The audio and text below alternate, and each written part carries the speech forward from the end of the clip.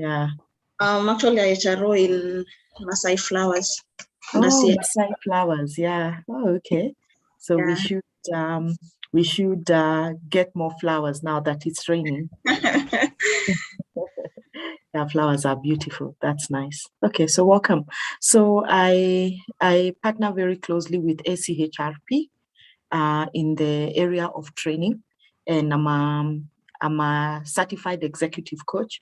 I coach at different levels, and I'm also a HR practitioner.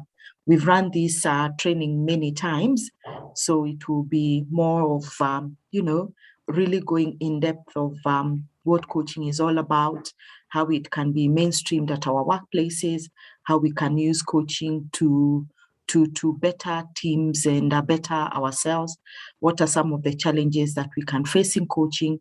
We'll also look at some of the approaches for coaching, and also we'll also be able to look at some of the models for coaching. Feel free to time in whenever you are ready, so that you can ask a question, pose a comment, do a reaction, or just share an experience of what it is and where we are. Is that okay? Do I assume that maybe you'll be sitting for some exams or something? Yeah, I'll be sitting for exams on tomorrow, actually. Oh, okay. Yeah, but you've gone through the syllabus? Yes, I've gone through the syllabus. I've been attending online classes. Okay, great. Okay, well, good. Yeah, so tomorrow is a big day, so don't worry. Yeah, welcome, Evelyn. I'm happy to meet you. So I'm sure then we'll promote you to be a panelist so that we can share and make sure that we can be able to interact as much as we can. Okay, great. So that's good. Okay, so I'd like to share my screen. Allow me to share my screen. And also maybe you can give me, you know what, before we start, Emma and Evelyn, you can maybe give me your expectations of what you really want to take out of this training, so that I keep that in mind, that this is really what you want to take away. Emma, you're on mute. Evelyn, you're on mute.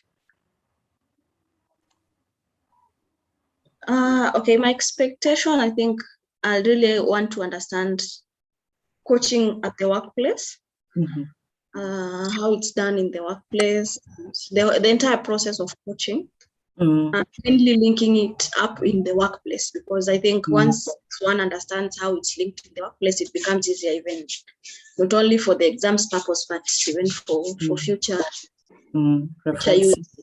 Yeah, that's good. Yeah. Evelyn, are you able to unmute, or you're still on the other side? Or you can put it on the chat as well. So feel free to put it on the chat. Okay, great. So coaching, you see, we'll have a look at that, and maybe other interventions as well. I will look at, Evelyn, you're here now. Any expectations? I think just like my colleague has said, we have that paper tomorrow. And I had been attending your classes actually, but there's always that. I think most of the time I was in traffic, and I feel like I missed out some key items. So for me, basically, is the key highlights of coaching, those that you don't want to miss. You don't want to see a paper and you're like, what was this? I've never had this. Yeah. But just basically to get a clearer feel of general, I mean, the general basic concepts that you don't want to miss in a coaching, in anything coaching. When somebody mentions coaching, there's this, you can't miss this, you can't miss that, and so forth. Yeah. Okay, great. Yeah, it's nice. Okay, I'm happy to know that the two of you have the background. I mean, you've gone to the you've gone through the syllabus. You're able to relate with it, so it's more of a discussion and seeing what is there. So I think that is important. So feel free to again react, time in, and just have a conversation. Okay. So we'll look at coaching in a very critical way, And as you can see, we've got lots of things that really can aid coaching. Is it advice? How does it act as a motivator? How does it give direction and clarity to the people that are being coached? What is really coaching and what does it comprise of? And how do managers support, and how are they expected to support so that it actually meets the objectives of the organization and also meet the objective of the individual. Remember, why do organizations exist? They exist to add value to the shareholders. That's the most important thing. And then who makes that possible? The person who makes that possible are the people who work in that organization. What kind of skills and competencies are they expected to have? What do they bring in? And now what psychological contract do both of us come? Me, I'm working here. This is the company. We need to have a psychological contract where we meet and say, this is important for me. This is important for the organization. Then we contract in a performance related way so that both of us are able to measure how we are doing. So coaching really, when people use coaching as a leadership style, it becomes very easy for people to be self-directed, to be very motivated, to be independent, to sustain those goals and targets that they have set. So we will see all that and just keep talking and referring to how it brings the productivity of an organization to the optimum level, and why really coaching is one of the key highlights that any organization should actually use. Okay, great. So I'll just go on to really talk our mind fast and say, what is training? Why do we train people? When you think about as HR practitioners, we will always want to send people on training from time to time, to make sure that they acquire the knowledge and the skill for specific objective. And we always, drumming, people, let's go for training. People always clamoring, please take me for this training, ABC. I really want to make sure that I get this skill, and it's important. So organizations really make a big effort, I must say, in terms of analyzing the training needs analysis from their competency frameworks, from their competency pillars, and of course, when we look at the competency pillars, we see that there are 4, which is the behavioral. If you remember, there is also the technical, there's the culture, and there's the leadership and managerial, So those 4 areas really gives us the kind of trainings that we should actually be holding and we should taking place in organizations. So it's important that we pay particular attention. If we are going to be an agile organization, if we are going to continue learning, it is important for us to be able to make sure that training continues to form a key ingredient. And it's really, it's very cemented around what we do as an organization. Do you have the technical skills? Do you have the competencies? Are you looking into the future? Are you preempting what your business will be doing? Who ever thought what COVID would bring to us? Now there's this new variant that has just emerged from Africa, and you can see what the other countries are saying, well, it's emerged from Africa. So what does that mean? Or, they're almost blaming us. And I had a doctor saying, well, if it had emerged from Africa from originally, we would have all been left. But because it came from China, maybe a developed country, so they had to do something about it. But anyway, so what did you do during COVID time? Did you train more? Did you look at other ways of training? What really happened to your organization? And those are some of the things as someone who's looking after people, you need to be aware of. And there are many ways that you can actually bring in training, even in the most advanced stages of your business. Training should always continue. So we say that training is an organized procedure for increasing the knowledge and skill of people for a specific objective, which generally results in the change of attitude and behavior. No matter how much, I would like us to underline the word behavior and attitude. And why is that so? Because we will see progressively as we go along with this training, that behavior and attitude calls for everything. If you don't have a good attitude, if you don't have good behaviors anchored around your values and the culture, you will not be able to gain the knowledge and the skill, no matter what. You send someone for a 3-day workshop, even in the best of destinations, even whatever it is, you know, we like to go to Diani, we like to go to Naivasha, we like to go to, you know, even out of the country. But if they don't have the correct attitude and the right behavior, then you will never, they'll just be sitting there and think, say, oh, of course, they send me, you know, so let me stay here. 3 days, I'll go back, you know, been done. You know, you can see, well, they say, oh, it was okay, it was fine. So until you start taking people taking the responsibility of their own learning, and that is important for us to be able to look at that. People will always just think, well, I've been sent, that's okay, but we need to make sure that we hold them accountable and see whether there's a behavior and attitude change around the skills and the knowledge that you wanted them to do that. And I will just challenge you and ask you, well, you can mute or can go forward. What are some of the things that specifically you would look out for around behavior and attitude? So we also say that there are many types of training available.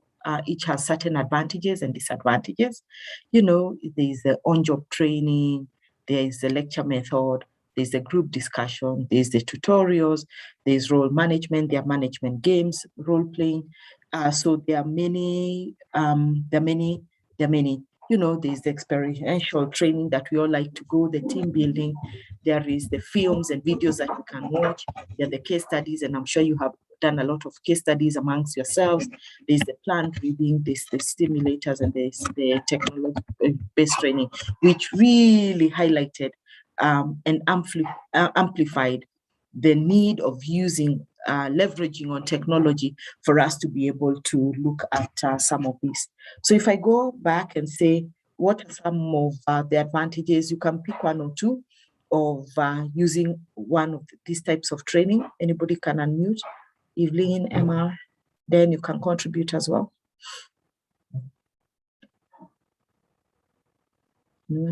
Advantages of using one or the other. There's no right, there's no wrong. I keep on saying when you participate, then it gets more anchored. And you know, learning is never easy for adults because we have so many things that we do. Yes, Evelyn. On outdoor training, I think we get to expose more of our capabilities while on that type of training, because we may have strengths that can only be seen when we are out there training. So it exposes us a little more than what we were specifically supposed to be trained on.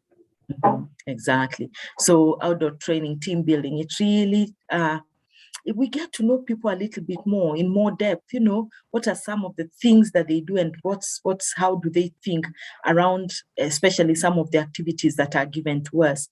You know, people will have different opinions, different whatever, but it's really outdoor. They let themselves and lose and, you know, really immerse themselves. So there's no hindrance and people are able to better express themselves. Very true. Yeah. Anybody else? Any of the types of trainings that you have had on the job training? Why on the job training especially? On the job training, I think I can say it helps or it enables employees to be at par with the things like globalization, diversity. There are a lot of emerging issues. So when we train on the job, but we are in a position to merge what is going on outside and what we are doing. We don't get obsolete with whatever we just know, the normal JD that we do every day, but at least it sharpens us up and makes us a better position. Yeah, very, very alive to the fact that you are really looking at what the other person is doing. The person is more experienced, more knowledgeable, and you're able to really look at it and be able to impact that knowledge and experience so you can do the job faster, especially during onboarding. It happens. Line managers should continuously apply the on-job training from time to time. Okay, great. Any disadvantages that you can see with any of these types of trainings? Any?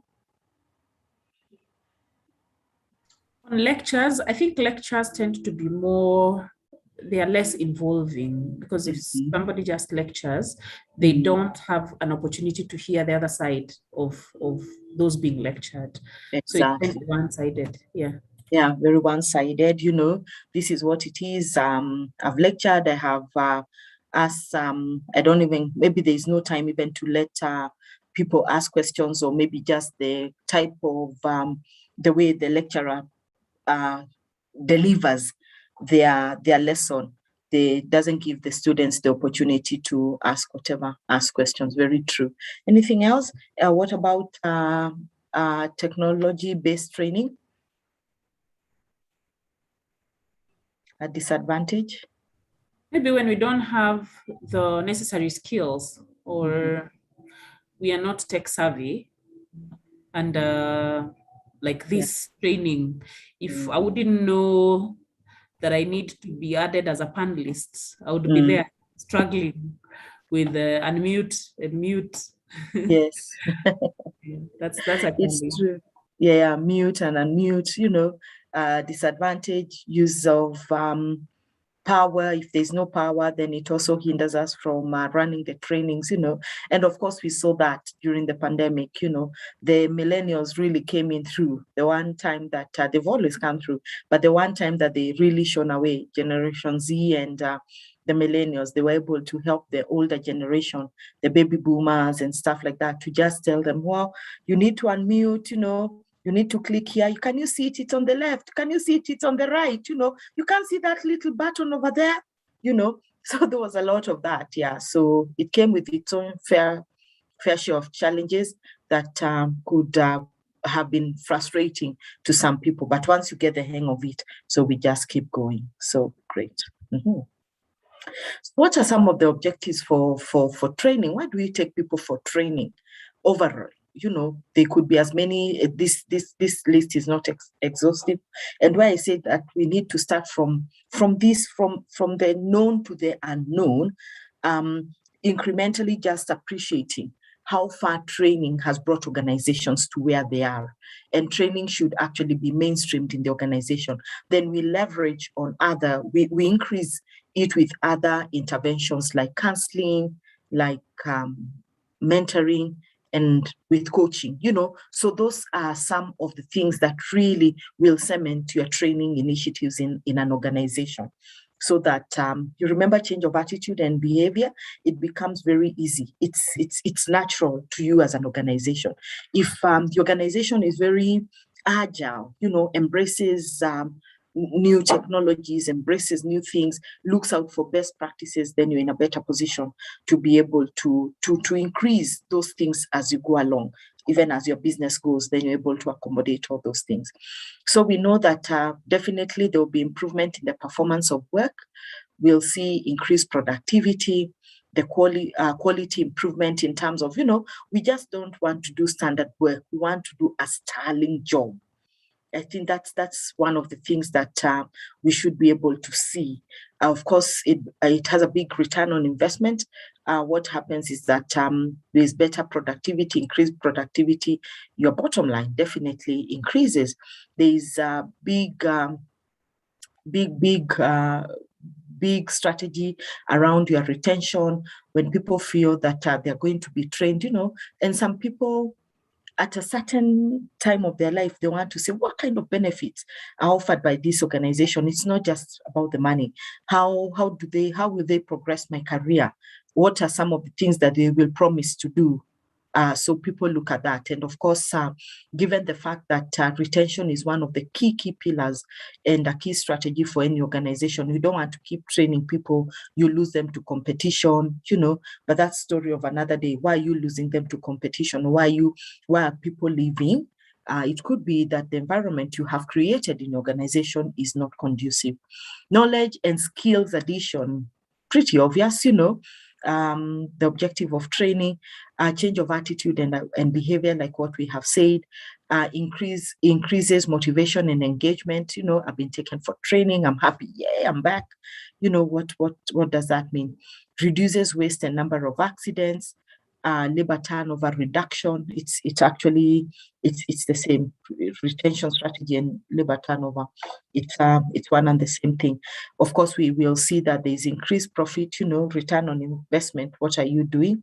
And then also increasing shareholders' value. It goes on now to increase shareholders' value, adherence to statutory regulations and compliance. What are some of the things that we need to do maybe in your industry that is a must do around adherence to statutory regulations and compliance, even now as a HR practitioner? Welcome, David. It's good to have you. You can unmute and share. I think Dan needs to move you to the panelist side so that you're able to share. Anyone around compliance, Emma?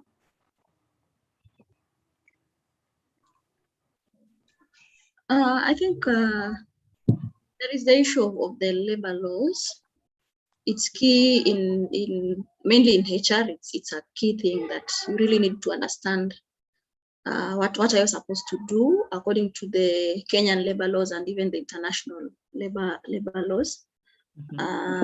You really need to understand exactly what are you expected to do, and because in most cases you'll find maybe employers will not really want to go as per the laws unless you ensure that they really understand what it means.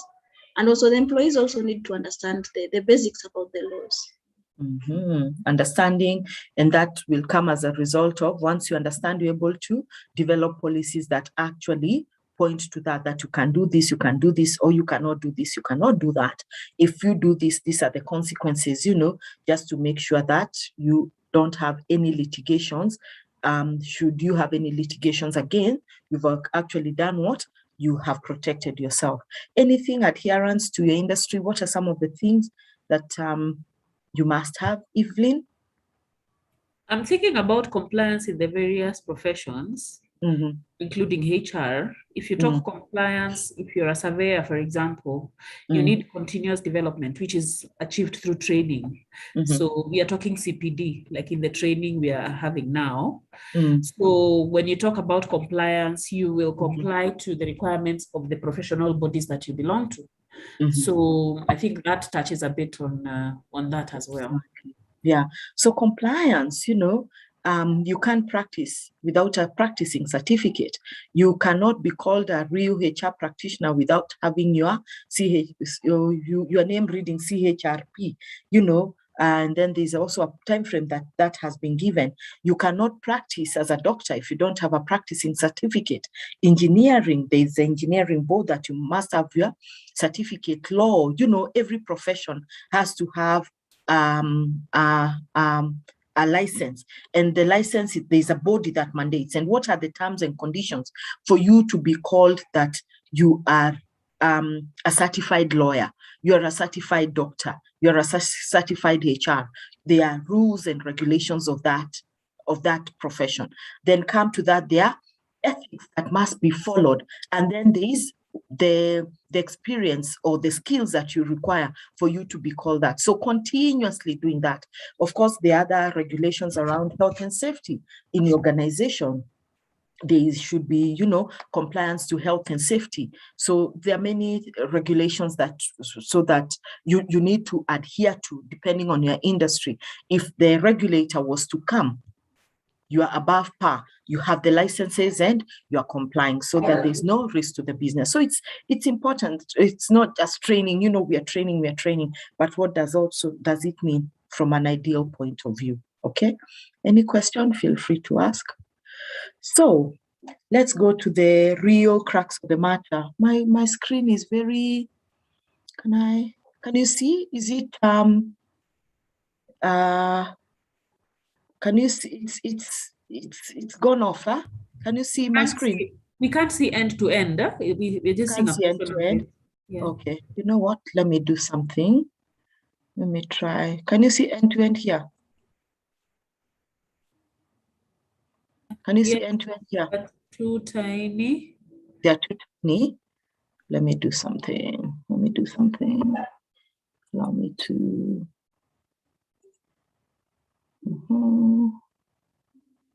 Let me try and fit it end to end. I don't know now whether it's going to be too tiny.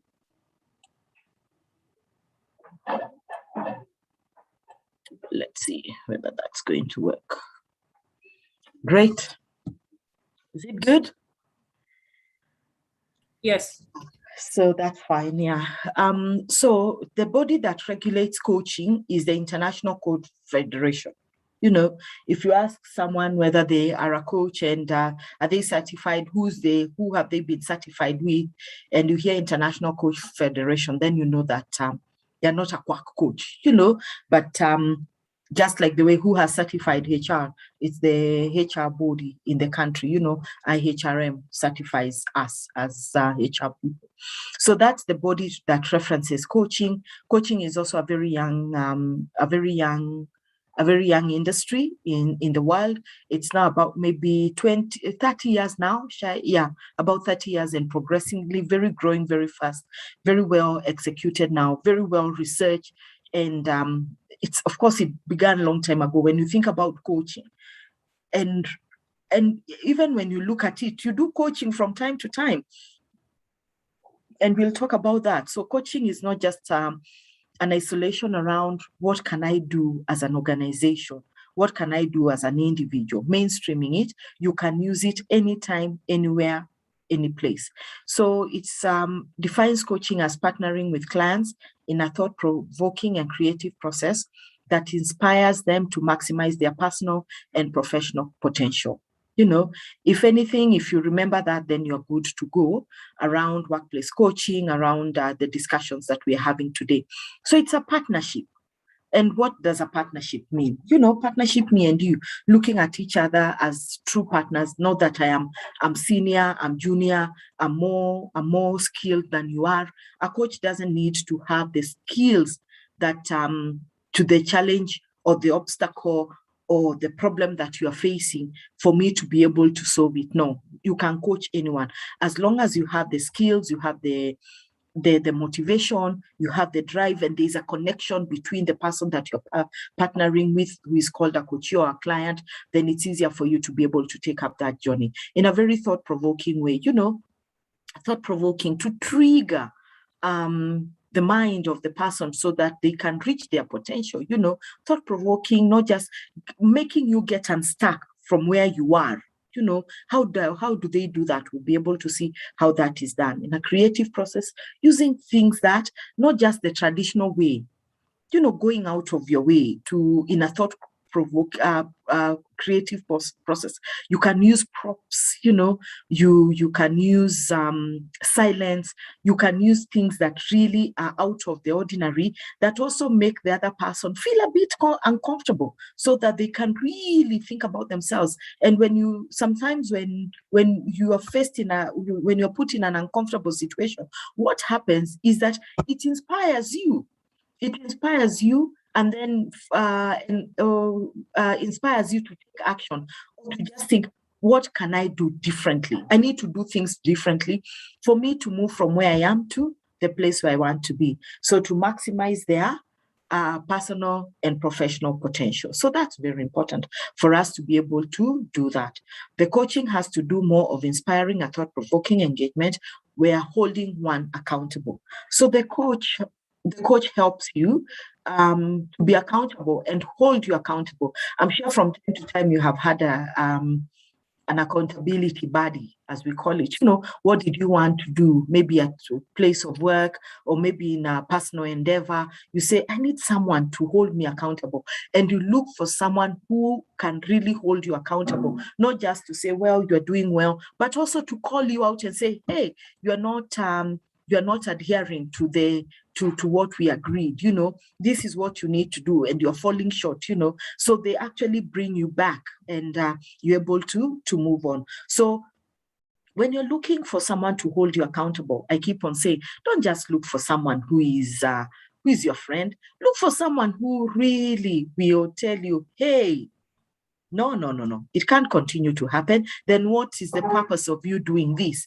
Why are you wasting my time? And you're not adhering to that, you know, and giving you an opportunity to say, I'm not being able to because of this and this. And they're able to look for solutions around and say, well, thank you for being honest. Thank you for being authentic. Let's look for better ways to be able to do it. So coaching is a process that can be offered in different situations and different environments based on the needs of the individual or team. The term coaching typically refers to the methods of helping others to improve, develop, learn new skills, find personal success, achieve aims, and to manage life changes better and personal challenges. So it's a way of life. It becomes a lifestyle. And it's so nice because then you think, well, nothing is impossible. Can you imagine Eliud ran the marathon under 2 hours? Whoever thought that that was possible? You know, Usain Bolt, think of all the great people who have ever done anything that seems so impossible. And even when you check Eliud's videos, you can see the preparation, mind over matter. You know, yes, I can go, but what frame of mind am I in? And that's actually where coaching started. Coaching started when a tennis coach, and if you have time, you can go and have a look at that. I mean, the history of coaching, where it was a tennis coach and saying, well, if I am to coach you, and how does it feel when you're in control of your own game? You know, not me telling you whatever. And then they started to see, I'm better. You know, I'm playing a better game compared to when I'm just looking at my opponent, but concentrating on me as the individual to be able to do better. So that's how. And then they thought, well, okay, this is good. The coach had better results. The person was better engaged. They played a better game. Every time they said, this is my game and I am going to win it. So, and of course, coaching, we think, well, football coaching, we think whatever. So how do you really define? And you'll hear some people who are, I'm an executive coach like me. I call myself an executive coach.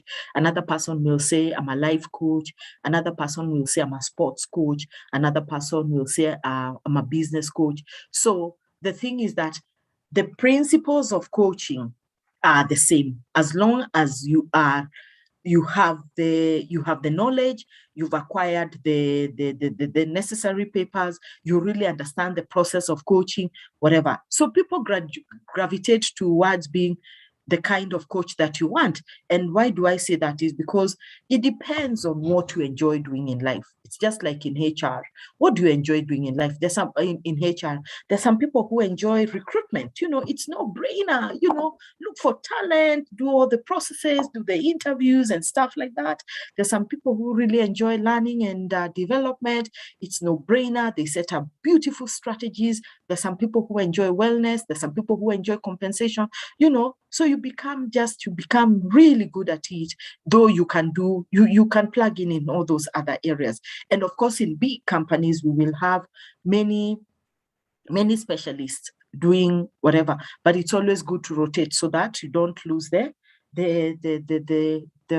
skills for you to be able to call yourself a real strong HR generalist. So it's the same. You know, if I'm in business, I enjoy business, so I will coach in that area. That's my space that I enjoy. I'm a natural, I'm whatever.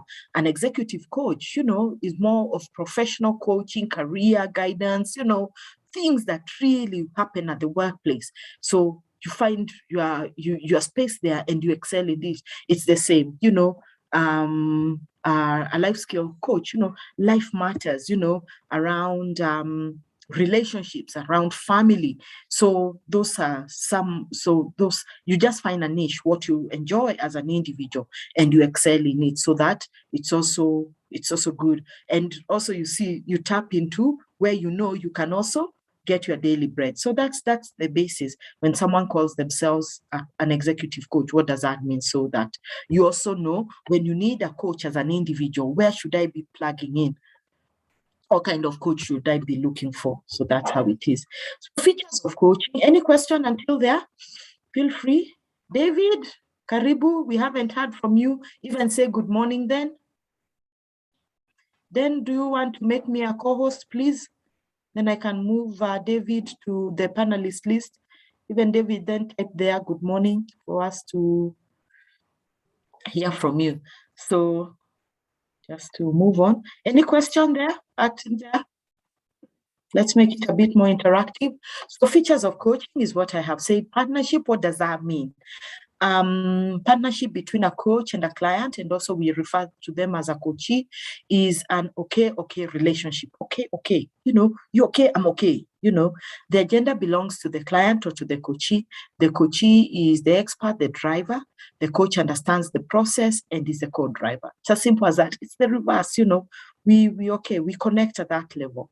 Thought-provoking, this comes through the powerful questions that challenge the coachee to think deeply and broadly. You know, you stretch and get people to think about what they're going, about their circumstances, and generate all options, actions, answers, and solutions. If anything by tomorrow you take out of this webinar today is that a coach will never give you a solution. You know, even if I know that this is the solution, I am so sure that if you do this, you'll achieve success 120%. I will not tell you. I will let you be the one to explore and get to that place and say, oh my gosh, I found it. And I say, well done. You know, how are you going to implement it? After I say, well done, you know, you're on the right track. So how are you going to implement that? What is the next process for you? So you need to take it to the next level. So creative process, it takes creativity to be able to hold a meaningful conversation, you know, using many things to make it lively, to make it alive, to make it practical, and to make it actionable. Inspiring, it is generated by the fact that the client generates their own answers, which they own 100%. When you think about at the workplace, even in your own personal circumstances, when you have your own answers, what happens when you own your own answers? Evelyn, Emma, then if you want to contribute. I think you're able to run with them. You take responsibility. Fantastic. You take responsibility. They're also self-sustaining. I'm the one who came up with these answers, with these solutions. So I'm able to sustain them. I'm able to believe in them and to take them to the next level. Oh yeah, that's very true. Maximizes potential. It unleashes the best in people from a personal and professional aspect. You know, sometimes when you look at your phone, you know, when you think I have a phone, it's a smartphone, how many things do you use from your phone? Sometimes you only use messages, to call, to check WhatsApp, which is now very popular, and maybe to take to do some online transactions from time to time, and maybe take some beautiful photos for some memorable moments that you wish to share or to refer to in the future. But when you think about what you can be able to do with your smartphone, there is much more. You know, you use sometimes just a third of the potential that is in your smartphone. Isn't it true? That's the same for human beings as well, is that we have so much potential and you only use very little of it. If you got yourself to think, wow, I want to go to the moon, for example, yes, you can go to the moon. There's no question as to why you should not go to the moon. What does it take for me to get to the moon? What does it take for me to get my career to the next level of being the head of HR? Perhaps maybe you always want to be a HR director in a blue chip company, for example. What does it take for me to be able to get there? So things like that. Or what does it mean for me to be the best that there ever was in whatever I am doing? So maximizing potential is one of the things that as human beings, we don't do a lot. But when we are faced with challenges, just think of a challenge that you have faced at the workplace or even a personal challenge. What have you done? You just thought, was it me who really did it? You know, when I did my MBA, I did my MBA at Strathmore Business School. So I was younger those days. I did it in 2004, 5, the first MBA class. It was so expensive, guys. You need to find out how much it is. I think the MBA now is like 2 million or something like that. Well, I'm not saying, I think many people who aspire can whatever afford that. So lanes again. So when I signed up for it, I just thought, how am I going to pay for this MBA? What is in it for me? Because I had gone and I said, this is where I want to do my MBA. Very captivating and whatever. So luckily, when I was doing the entrance exams, because you have to do like who has done SAT certificate, SAT certificates for you to get into the class to whatever, I engaged a SAT expert, like TOEFL, those teachers who teach you how to answer those 1,000 questions quickly and fast and get it right. So I got talking to him and I said, well, I think this is a real good course. I think I'll get value out of it. I said, what value will you get? And let me tell you, he asked me hard questions that really opened my mind for the 2 years I was doing my MBA. He told me, Catherine, 2 things you must consider. If this MBA is not going to get you a promotion at your place of work, then you will have not done yourself any service. If it is not going to propel your mind to the next level of your career, either change your job, get a promotion. I can't remember what the third one was, but it made me think these 2 years why I'm investing in this so much money, I have to do something about it. So it became a light, the beacon for me, those 2 years, to excel, do well, and make sure that I achieve my end goals. Oh, and he said, if it doesn't return back your investment within a couple of years, then there's something wrong. So it was the best thing that I ever had about that. And it actually resonated with me so much. So every time I was doing something, I said, what is the end product? And then now I finished. And then now I hear people going for, and then I thought, looking back, how did I even pay for it? A lot of money. It was 1.2 million. Now I think this MBA is shy of 2 million or 2.5, 2.1 thereabout now. And then the other day, my friend was going to do it. I said, how are you going to afford? I can't believe what triggered me. But when I think about it now, I'd find it very difficult to afford it because my priorities are different. You get what I mean? But what I am trying to say is that your personal aspects, unleashing the best, what it is, no matter how much it is, the stakes in terms of monetary value, the stakes in terms of your time and resources and what you're going to come out of it, it's the end of you making that decision. Making that decision. And when you look at it and say, well, please go forth and make sure that it actually brings you to the next level. So what have you done in the past that really propelled you to be here? Doing this CHRP is not easy. It calls for sacrifice of time. It calls for sacrifice of your financial resources. It calls for you to take time and maybe put other things at hold. But what are you planning to get out of it? That's the big question that we should be asking ourselves. Anybody who would like to say anything about the features of training, a personal experience? Let's share. Mine is clarification. Yes. When you see features of coaching, what are the other words that you're likely to see that would expect you to give this very explanation? So like you have features of coaching. I know you have many things like pillars of coaching and all those things. So what are the other kind of the names that you would use or you would see to have or to require that we give this explanation of partnership, thought-provoking? Okay. Yeah. Thanks, Evelyn. That's a good question. So you see, the features is on the definition of coaching. Ideally, what coaching is all about. We've come to this next slide just to now pull it out and say, these are the main features. When I'm coaching you, what are we doing? The definition of coaching for you to know is that a coach will never give you a solution, but what are some of the things that we shall be doing together for you to get to the level that where you are going to be?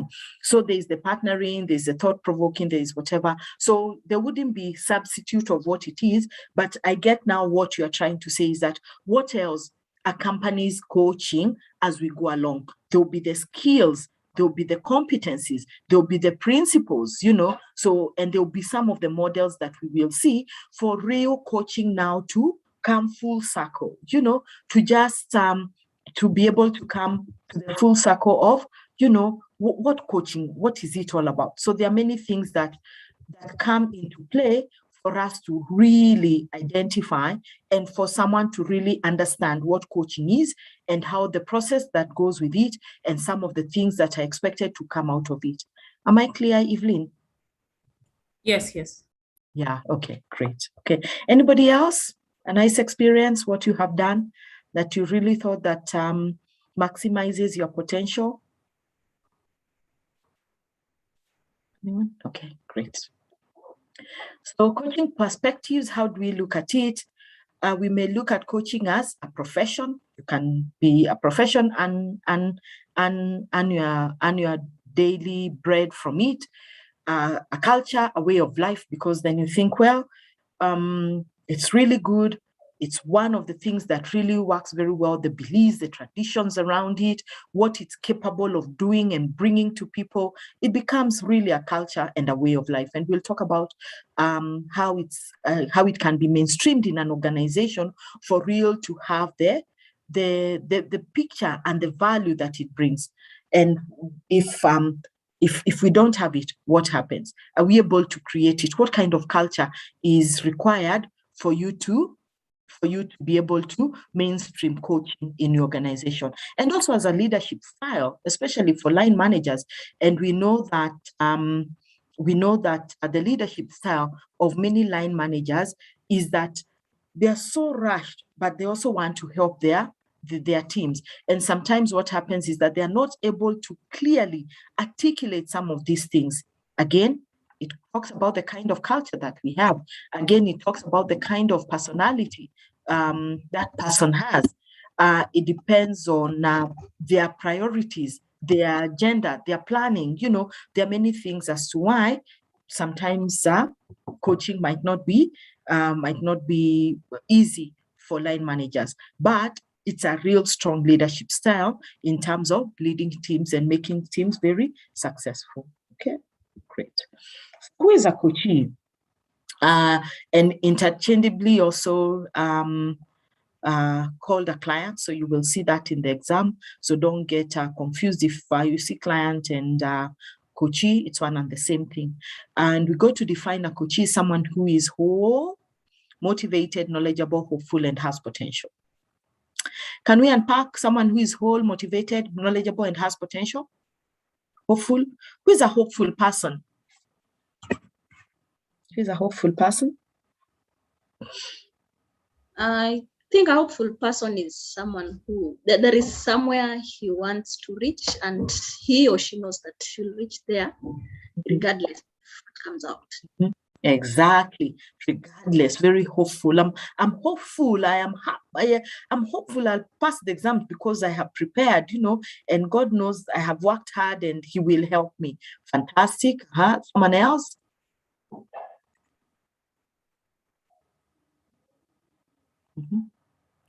Someone who's not just living.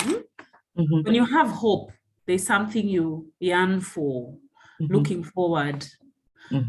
You hope to get somewhere, or you want to get something, and you trust that you will actually. Very true. William, can I try? Yes, you may. I would say that coachee, okay, this person who is whole, then this is someone who is not sick.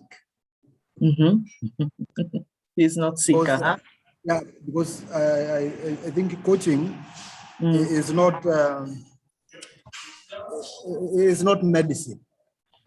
As in, a sick person would go to a doctor for treatment, or a sick person would not go to a coach for helping. Yes. Okay, very true. So, okay, so to a certain extent, yes, right then. So someone who is whole is someone who's very self-assured, aware of who they are. They have apt use of emotional intelligence. So one of the things that you look at that person is that we are not perfect human beings. But one of the things that is very clear for us as a whole person is that we know the situations that are at hand, and we're able to diffuse them, demystify them, and to use the correct intervention to be able to weather that challenge. The other thing is that my physical state, I understand who I am physically. You know, if I'm sick, I go to the doctor, as what Den has said. You know, my mental capability and capacity, my emotional well-being, my spiritual well-being, a whole human being, you know, has all this, you know. I'm not saying that perfect. I might be saying, well, you know, my physical being is not right. And why is it not right? Because I feel that my BMI is not what it should be, based on what the doctor has said, my height, my age, my body functioning, whatever it is. So I know that I have to do something around that area. My spiritual being is that, how am I connecting to the higher being, whoever the higher being you purport him to be, you know? And I believe we're all Christians here, is that we believe in God. That's the higher being. How am I relating with that? How am I grounded as a Christian? You know, my emotional state, my mental well-being, and we can talk about mental wellness for a long time. So that is someone who the whole person, and we are saying that we are not perfect human beings. There are many things. We know our strengths, we know our weaknesses, but at what point do we make sure that we really understand that? Motivated, who motivates you? I motivate myself as an individual. I'm a self-motivated person. I take extra initiative. And that also means that in the end, the environment should also be conducive enough for me to feel motivated. So it is important for me to do what?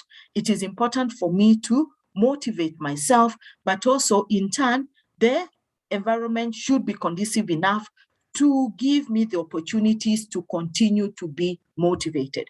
Have you ever seen someone who comes in very happy?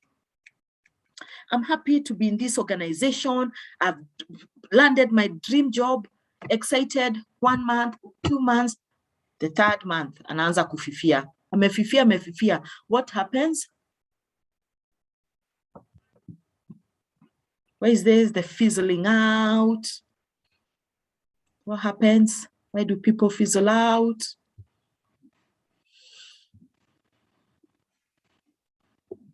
Or even you have been given a task, you're motivated, there are more opportunities for me to learn.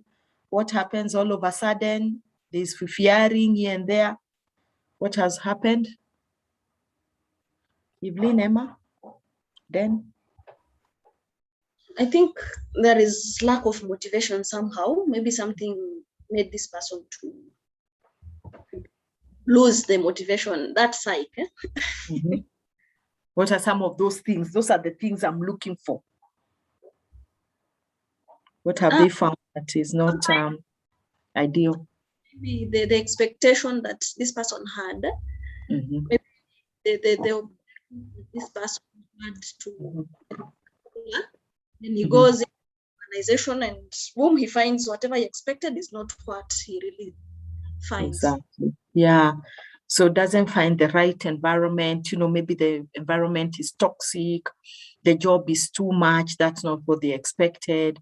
Maybe what they were promised as benefits is not offered to them. You know, things that really, you know, salaries are not paid on time. The kind of open communication, even if it's communicated, it's authoritative and stuff like that. So people would tend to become demotivated. And sometimes just the vibe around the organization, you know, people just sending negative vibes, you know, energy. Nobody ever seems to have full ownership of this organization. People are just, you know, sisi tumekuja tu tufanye kazi, then after some time we'll be leaving. So we want people who are fully engaged and fully motivated to drive the organization. So that's when we say as I'm hiring you, are you able to lead yourself? The whole person we talked about, are you able to lead others if you'll be leading a team, or do you have potential to lead a team when the time comes and to lead the organization? Do you understand the organization strategy? What are you doing about it? Do you understand your objectives and how they feed into the overall strategy of the organization? So that is important. And of course, someone who has potential looks at the bigger picture, the grand scheme of things, and able to really knowledgeable in the skill that they are in, ability to learn more things, to go out and look for their own best practices in their career, building that over and over time. And they can be relied upon to provide the correct expertise in the work that they have been given to do. So are you this kind of person? When you look at yourself today, are you whole? Are you motivated? Are you knowledgeable? Are you hopeful? And you have potential? Okay, let's move on. Please feel to whatever. What is workplace coaching? And this is where the rubber meets the road, actually, in terms of CHRP, the exam. It's all about workplace coaching. And once you understand the definition of coaching, so incrementally we say what happens at the workplace. How is the workplace defined? What kind of leadership style do we have? Are we trying to just come from the traditional ways of training? Are we increasing it to many other things, like what I said? What are we mentoring? Are we coaching? Are we counseling people at that environment? And remember, what is the role of HR? Are they the one to mainstream all these programs? In your opinion, is HR the one to mainstream all the programs like coaching? Are you the ones in charge? Or who should be responsible?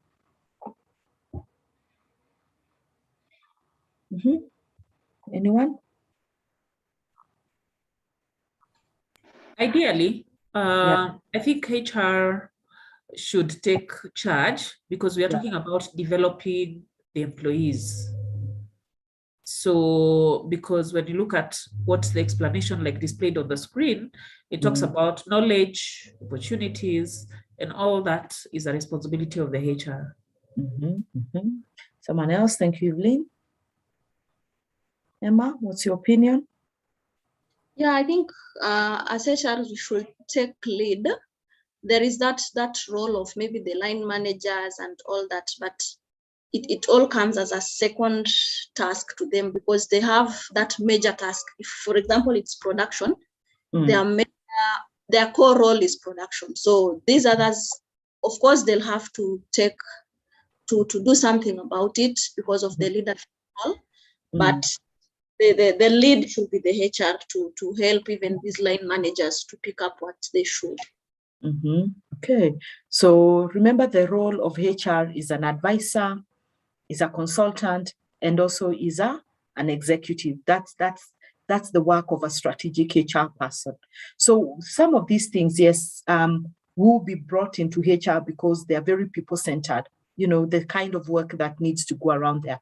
But you should let management take full ownership in terms of bringing it, anchoring it, and supporting it. Then HR comes and is given the mandate to mainstream it in the organization and to help line managers make sure that they are understanding it and they're actually carrying out the real day-to-day operational part of it. So that's important. If you take up everything, and of course, because then it's a HR function, but the person who should be bringing it, you can suggest, let's bring a coaching element to our organization, but it should be taken to the board.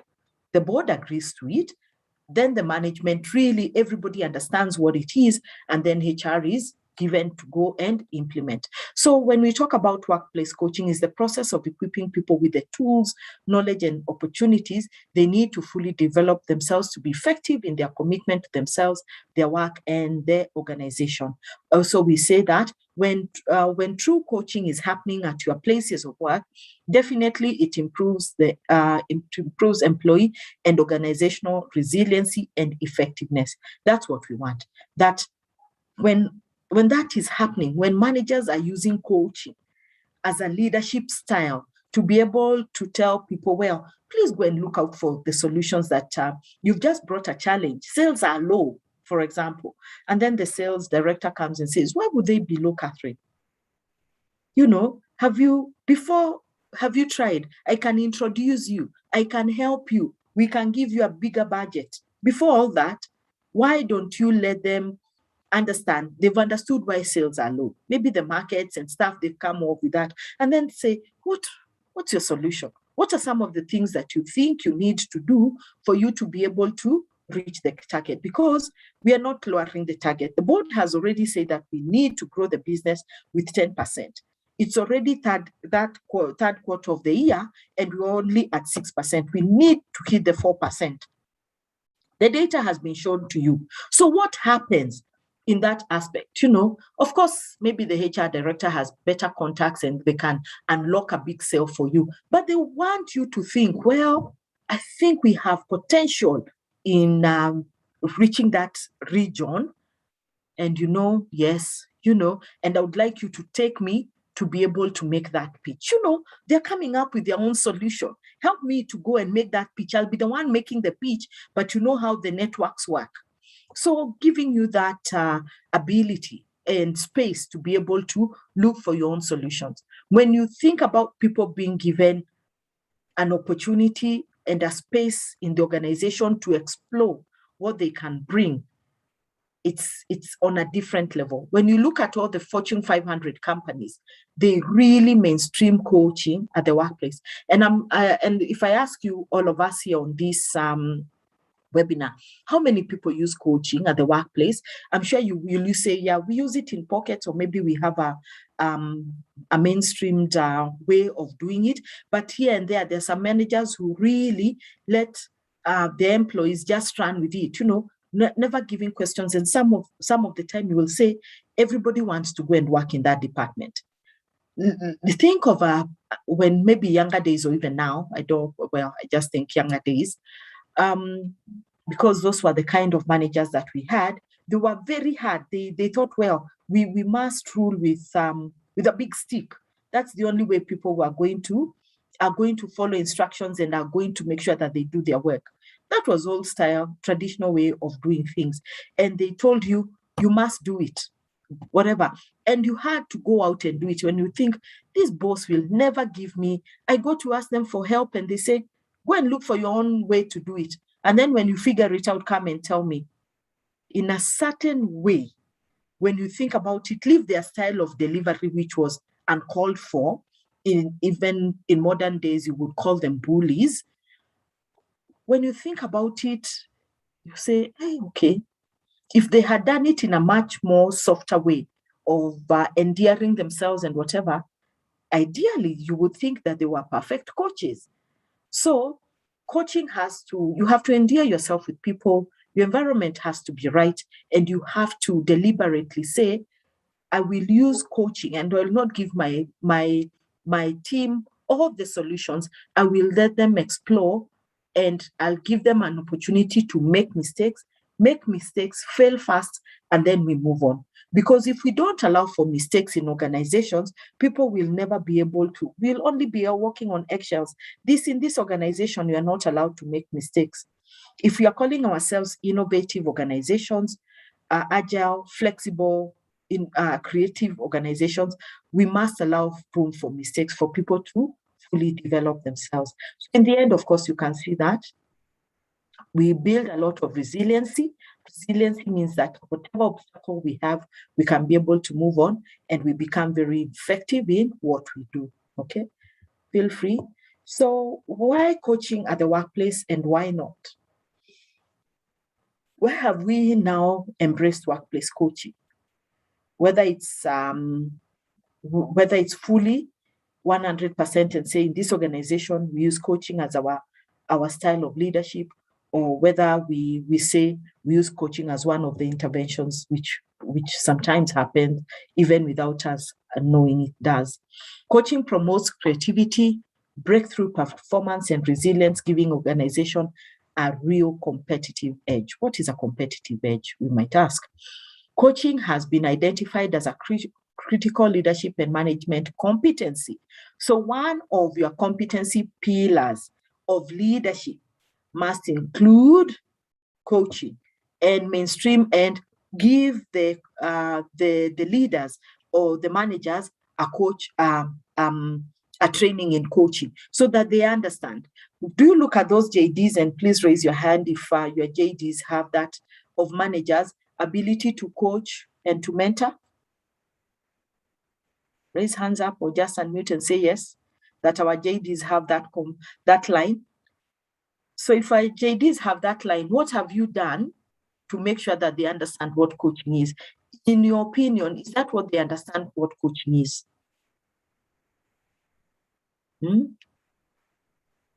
Challenge to you to make sure that it's very live and we can hold them accountable.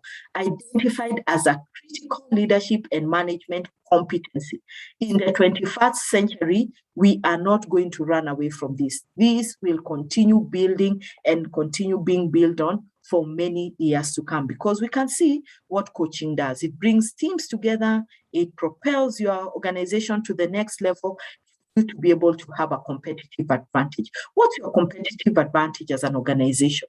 What is the one thing that you do differently that really sets you apart from your competition? What are you known for? Emma says she works in the flower industry. What are you known for when we talk about what are the flower farms? Is there Finless? Is it a flower farm now? There is Oserian flowers, if it's whatever, all those flowers and many other even small players. Why would we buy from you, Emma, and not buy from the next farm? What have you made sure? Is it your people? Is it your style of production? Is it your niche products? Is it leveraging on your technology? What really sets you apart that your clients and customers know you for, that we buy here because of A, B, and C? That we must have defined. And if you don't know, then it's something that we need to know. It's not just by sheer luck that we are number one in the industry, or we are above competition. We are making money, but imagine if you would make more money if you use coaching to be able to drive your business and to give you that competitive edge. Organizations are discovering that the traditional command and control style of management is no longer effective in today's environment. Why is that so? We have seen people asking for hybrid way of working, the traditional way that work is a place, and now work has become a space.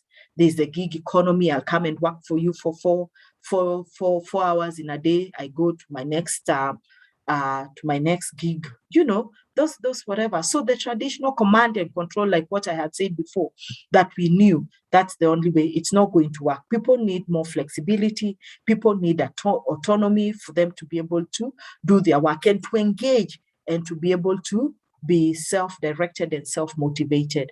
Coaching supports employees' career, professional development, and satisfaction, which keeps retained valued employees. Valued employees, are you a valued employee? If you were to resign today, would your manager and HR call you and say, where are you going? Why have you made that decision? Is there anything that we can do to retain you in the position that you are holding? And maybe say, give you a counter offer. Is that a good thing? Is that a bad thing? I don't know what it is. Or maybe promote you to the next level, and sometimes you wonder, but I've been asking for all these things and you have not been saying it's time for me to leave. But if sometimes it's you have to weigh each situation differently. We can't just say we don't give counter offers in this organization. If we give you a counter offer, we are setting a bad precedent. You must look at your critical position. What is your competitive edge? Who adds value in your organization? Remember the psychological contracting that I spoke about? Have you both psychologically contracted for you to be retained as a valuable employee? It's not to say that we will not have turnover, people leaving the organization. I mean, through resignation or maybe through termination. Leave, death, and medical, those are very different ways of separating. But in terms of looking at the real valued employees, what are you doing about it? Coaching can really support you and be able to retain your people. Employees who are coached to perform, employees who are coached to performance rather than manage to performance are more committed to and invested in the outcome of their work and achieve organizational goals. You know, we actually look at this sentence, who are coached to performance. We want to make sure that you are performing well. We are not saying that rather than manage to performance. You know, we are coaching you. We are coaching you to performance rather than manage to performance. We are saying this is exactly what you must do. Those two things have a very different outcome. We are coaching you to have a better output. I am managing you. Managing you means that you must be here at 8. If you're not here at 8, we are going to have a real good, serious discussion with you. The deadline, I'm managing you. The deadline to this project is at the end of this month. By 30th at 8 o'clock, it should be in my inbox. Managing you. You know, I need to do a personal errand. What time will you leave? What time would you like to leave? Even the tone of voice. I mean, I would like 1 hour. I'm giving you time from 10. You must be back here by 11. You see, that is really managing to performance compared to coached to performance. You know, we leave you to deliver. You are in charge of your own time. You're in charge of your own outcomes. You know, whether you want to work from home, if it's not customer facing or something, as long as you're following the rules of how it should be done, we okay. We are trusting you. The thing about coaching is that we bring in a big level of trust element. You can take it to the bank that if you don't have a trusting environment and a trusting culture, you will not be able to mainstream coaching in your workplace. No, if you don't have open communication, authentic communication, feedbacking back and forth, how you are doing, you can't, because people will have already lost trust in you. You know, this is an organization that doesn't seem to support us.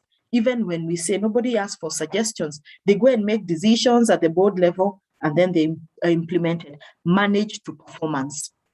You know, instead of bottom up, well, the saying goes, there's new slogan in the country for a political party, but that's very true at the workplace. We want to make sure that we are getting as much information at every level in the organization, looking at what people are saying. You know, people have said things differently, but management, this is what we are thinking. Can you imagine we would have made such a big blunder if we had not asked for people's feedback and people's opinion, compared to saying, well, we are the owners. We are the ones in charge. We are responsible after all. So whatever says, whatever goes. So what happens is that you will not be able to give people the satisfaction and you will not be able to retain them. Is that okay? So those are some of the reasons, you see, why coaching will work at the workplace and why it will not. Any question? Welcome, David, to the panelist side. Evelyn? Any question there? Okay, let's move on. So what are some of the benefits? And this is, and I will just say some bit of highlights around what happens tomorrow in the exam. The exam is going to be easy, that's for sure. There's no question about it. Is that it will only give you questions that you really know and you can reference them to the workplace. So when you ask about benefits, you ask to define, it's things that are easy for you to be able to do so. As long as you understand the definition of coaching, you understand the definition of workplace coaching, how workplace coaching happens, and also the principles of coaching, you're home and dry. You are home and dry. There's no question as to why you would actually struggle with that paper or feel anything anxious about it. So there could be as many reasons as to why we can have benefits of workplace coaching, depending on how we have actually defined coaching, because it improves the organizational resiliency and effectiveness. When people are empowered, what happens? It creates self-awareness, since more often than not, people underestimate what they are capable of achieving and their inherent capabilities, the potential thing that we talked about. It creates new possibilities and options by triggering people to explore all possible options. We go on to say it actually builds greater confidence and self-reliance. You want people who have good confidence, they can be able to represent you at every level. Your driver, when they go out there to deliver a letter, they have confidence. I've been asked to come and do this. The janitor, from the lowest level to the highest level, they have their own self-confidence. They can represent you well. They're able to articulate the matters that they have been asked to do. Generates and confidence. They're also able to ask for questions. I'm not able to do this. How can I do it better? Or how should I be doing it? Generates new ways of thinking, doing things, new possibilities, new perspectives, improves responses to change, enhances decision making, brings greater clarity to goals and objectives, and we will see that. It instills ownership and self-responsibilities, which propels employees forward fast and faster. It challenges employees to identify and institute their own support and accountability mechanisms to ensure that they remain focused and they remain on track on what they set out to do and what they agreed to do. It supports an employee with continuous bar raising, which facilitates the coachee to be able to achieve unprecedented results. Have you ever achieved unprecedented results as a person? When you go for your evaluation, they say, we don't even know how you did it. Well done. These were unprecedented results from you, which we are very happy with, and we are very proud of you. It motivates you because it's one of the benefits that you can whatever, because we've been given the freeway, you've been given the ball. Go feel it in the best way you know how to feel it. And everybody has the potential and the opportunity, from the driver to the CEO. Everybody has the opportunity to bring and achieve unprecedented results, which in turn support their organization objectives. Anybody who'd like any question, reaction? Any question, reaction? Evelyn, David, Dan? So that I'm not good. Yeah. Oh, good. Okay, thank you. David? Any question? Okay, let's move on. So benefits to the organization, there could be benefits to the employee, there could be benefits to the organization, and don't feel too boxed in terms of, she said benefits to the organization, she said benefits to the employee. They can be interchangeable. You can just be asked a question, what are the benefits of coaching in an organization? So you can take it from, as long as you convince the examiner that you understand the question and you're answering the question, you should be able to pass.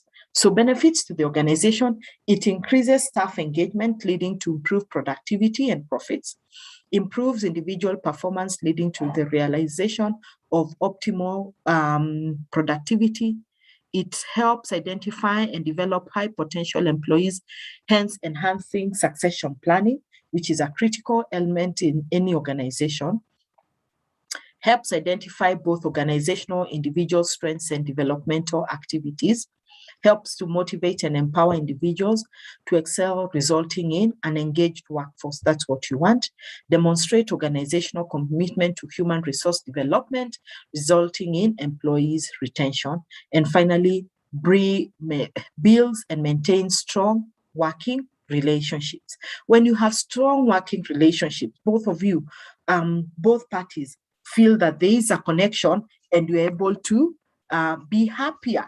Whatever happiness means at the place of work, is critical. People must be happy for them to be able to do their work and do it well. That's an important aspect of us being able to work together. So benefits, there are many benefits that can be brought to the organization, and most of all is that we want to maximize shareholders' value.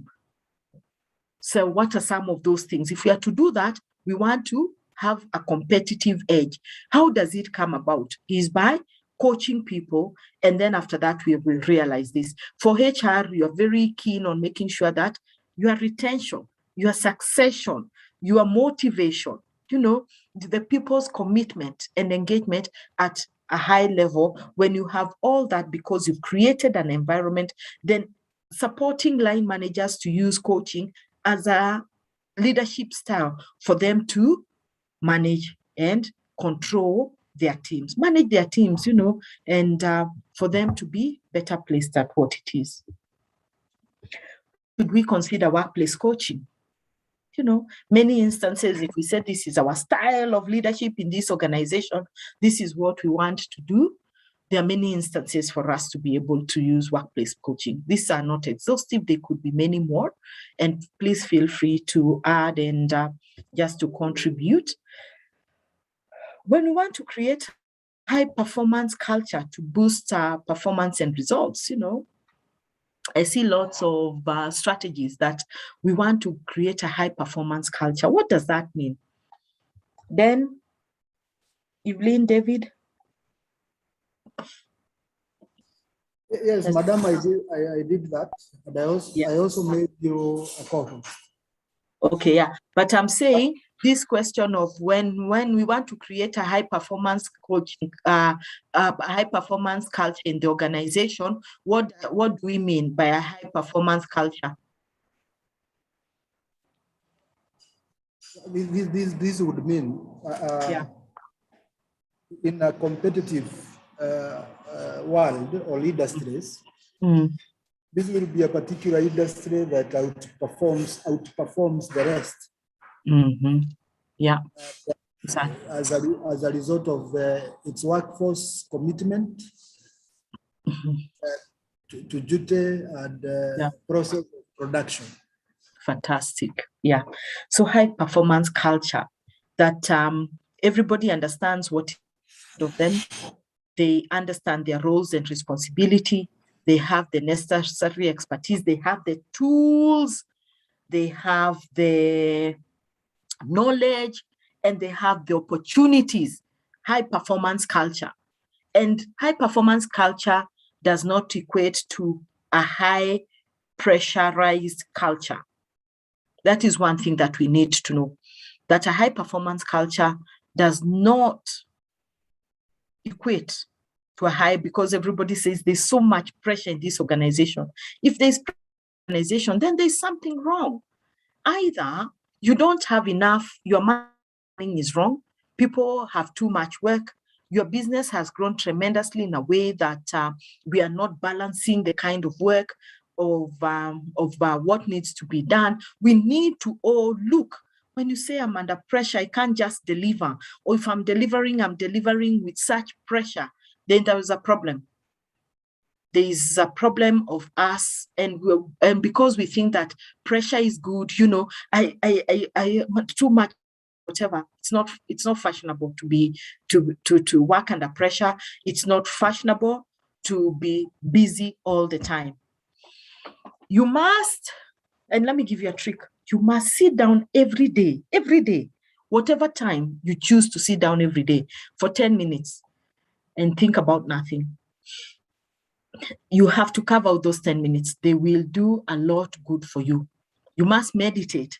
Whatever meditation is, meditation is not thinking about planning your work. It is not about thinking about the next big deal. It's not thinking about the next big project. It is not praying to God. Praying and devotion is very different. Meditation is just linking your whole self, the whole self. Think about you relaxing and breathing and that breath going into your lungs and whatever. It has a big place to play of being a whole human being, and you'll thank me later.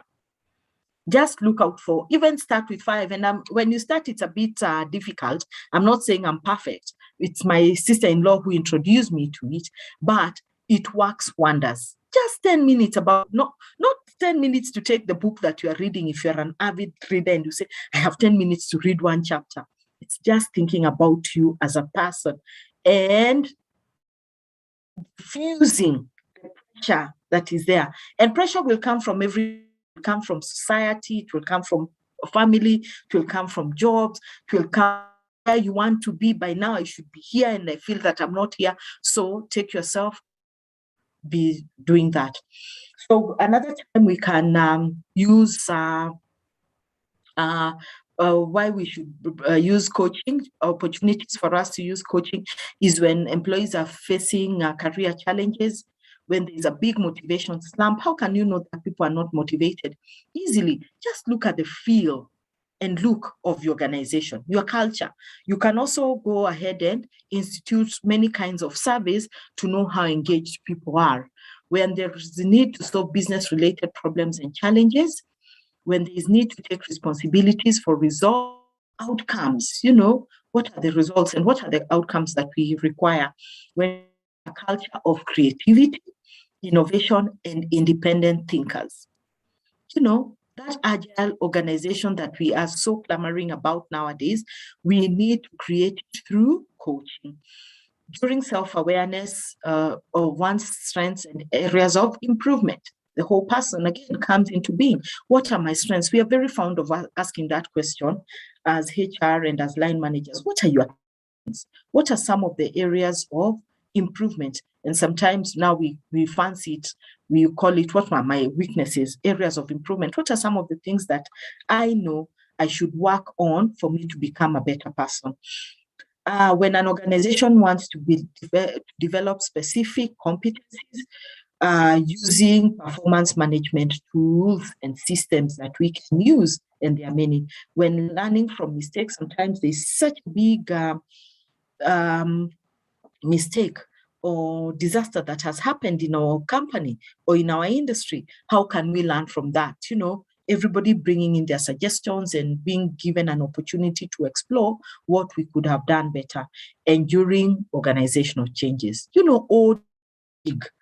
OD happens every day. It's not just to say we are in the process of organizational change right now, but change is every day. A new person comes in, that's a change. A boss is transferred to another branch, that's a change. A new product is introduced in the organization, that's change. Times of or whatever it is, that's a change. So how are we adjusting to this? Leave the big changes of saying we want a leaner structure, and a leaner structure means that we need to retrench. That's a big change, and it should be very systematically implemented.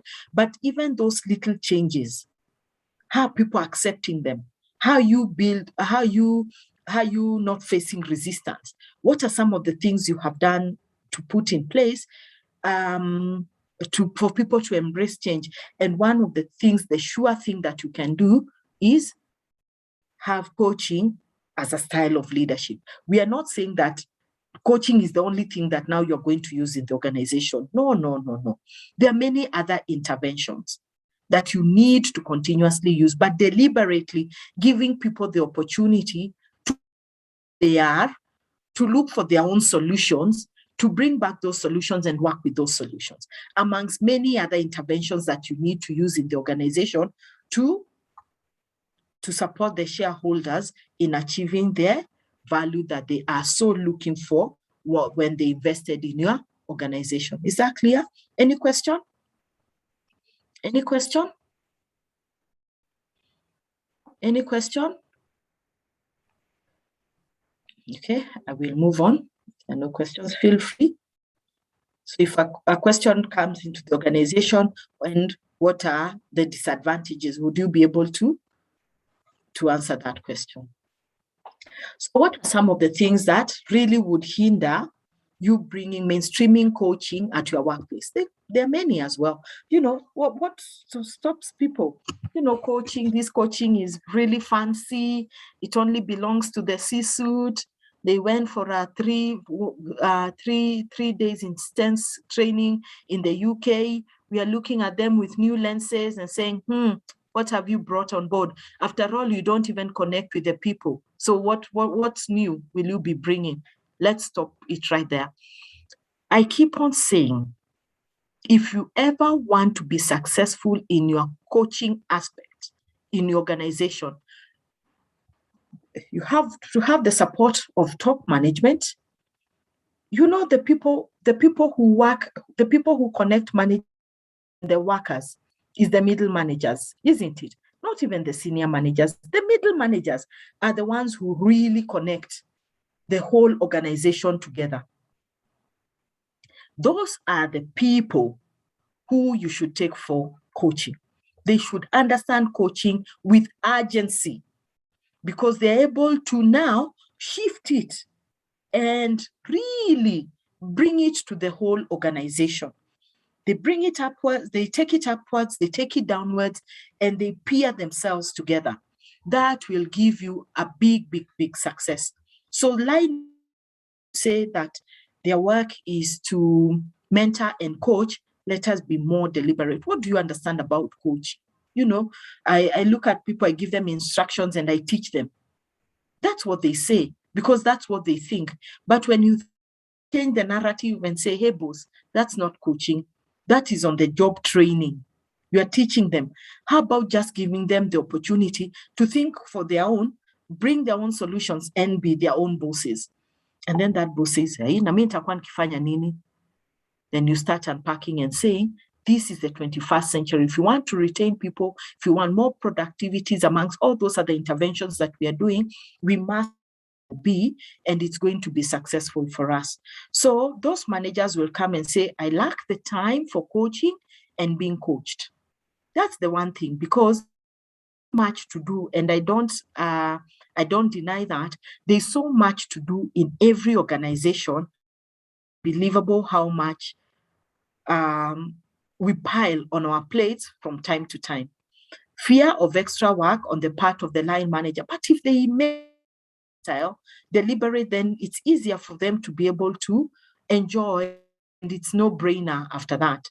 Fear of employees, where line managers are scared of the employees they manage. Some managers, they just sit there, but deep down they are so cowed with the people that they manage that they're just thinking, these people. So they even stop being themselves, the people that they are, and totally become a different person. Have you seen? And when we talk about, people come and say, the organization and the people changed me. I want to be back to who I am. And you find out what was happening is because maybe I felt inadequate. I wasn't prepared. People were looking at me. If I make a mistake, they whatever. So I changed and I started with the carrot. I started using the whip to be able to manage people because they were scared, and they were scared of their own iniquities. And of course, the other thing that managers have now come to report much more is upward bullying. What's upward bullying? Anybody who has heard about upward bullying? Upward bullying? Please unmute. Evelyn? Is this where the juniors tend to bully their seniors? And how is it?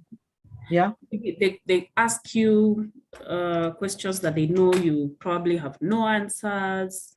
They want to challenge you in different perspectives. Some of them actually want to show you should not be my supervisor. Yes, yeah, to a certain extent, they're always challenging you of making you look inadequate. And then after that, every time you make a mistake, they report, because you have a very good reporting line where we say, if anything happens, please let us know.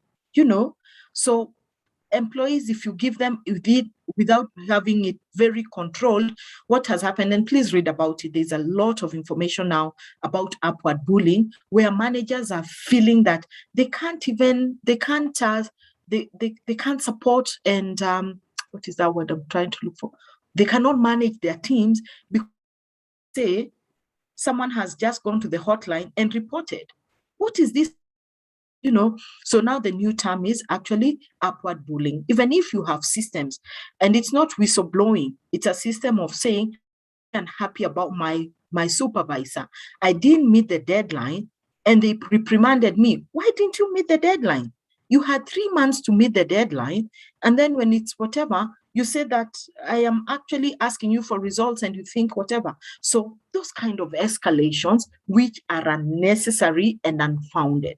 So managers have now started to come and say, there's a lot of, and their two organizations have actually been spotlighted of late of upward bullying. I wouldn't mention them, but I've just heard whatever. So that can be very, very scary for a manager because they want to do their best. And if I can't hold you accountable. So coaching can help. We are talking, how are we doing? Give me feedback. Let me give you feedback from time to time. So again, the environment really matters.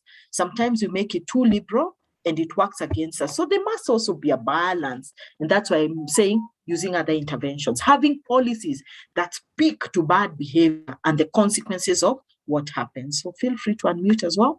Fear of the coach, knowing how to coach. What is this coaching? I have no whatever. I don't enjoy it as well. So that could be fear of appearing incompetent. Myths associated with coaching. Coaching is only for failures. Coaching is for top management. After all, it's a very fancy thing. We don't understand coaching, Fear of risk, what is the risk associated? There's so much risk. I don't want to fail. I don't want people to think of bring in their own solutions and find their own solutions. And these solutions don't work. And we lose a whole business because we are giving people the latitude to come and say, do what needs to be done. Of course, it's within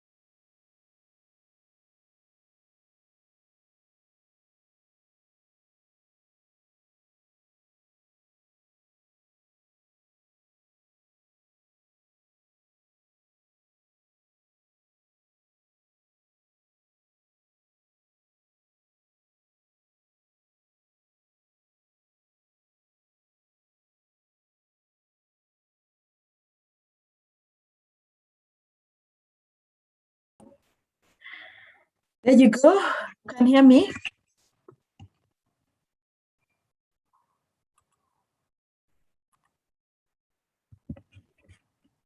Good now? Yeah, good old power. Sorry about that. Yeah. So we'll continue and then we can try and take a break after I finish this. Is that okay? Is there any questions so far? Are you enjoying it? Feedback is important. Okay, let's continue. So we were fear of risk, where people do a lot of work and then give a lot of latitude, and you're just thinking, well, what if we don't succeed? We will be liable to a lot of damage. Fear of failure on the part of the line manager. You know, I don't want to be seen the one that I'm failing the organization. I want to make sure that I'm doing more. Unwillingness to recognize difficult performance issues. You know, have you seen managers who are not able to really call out performance issues because you don't want to upset the status quo? You know that Catherine is really a poor performer, both technically and her attitude is off. But, well, you know, she was brought by the boss.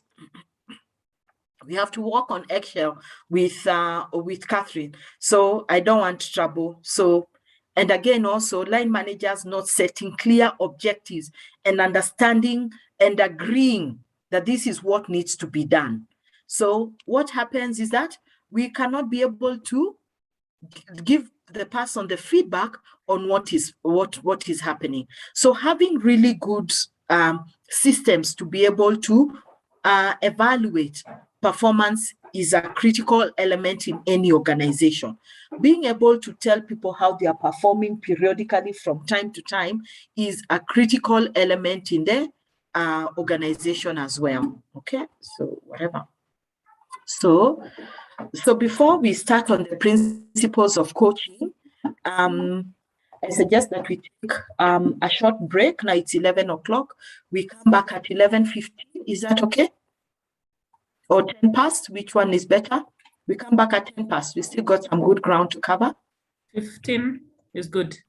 15 is good, Evelyn? Okay.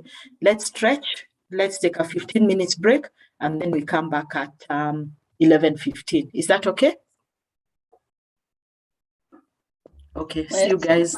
Yeah, okay. Enjoy your break.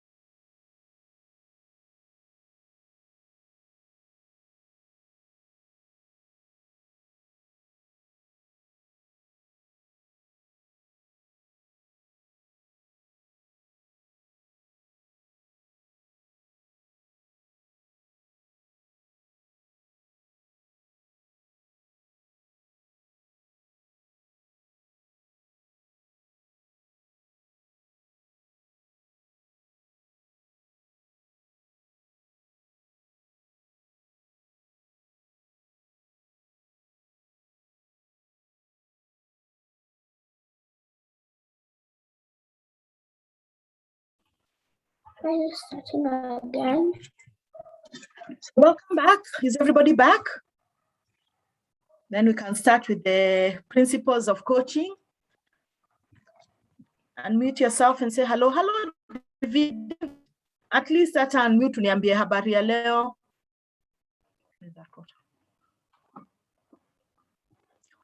David, Evelyn, Emma, how are you? Fine, thank you. You're back? Oh. Welcome back. I hope you were able to have a good short break. So some of the highlights that we have discussed this morning are, someone give me some key highlights. What you have taken away or question, definition of coaching, workplace coaching, benefits of workplace coaching. Evelyn, Emma.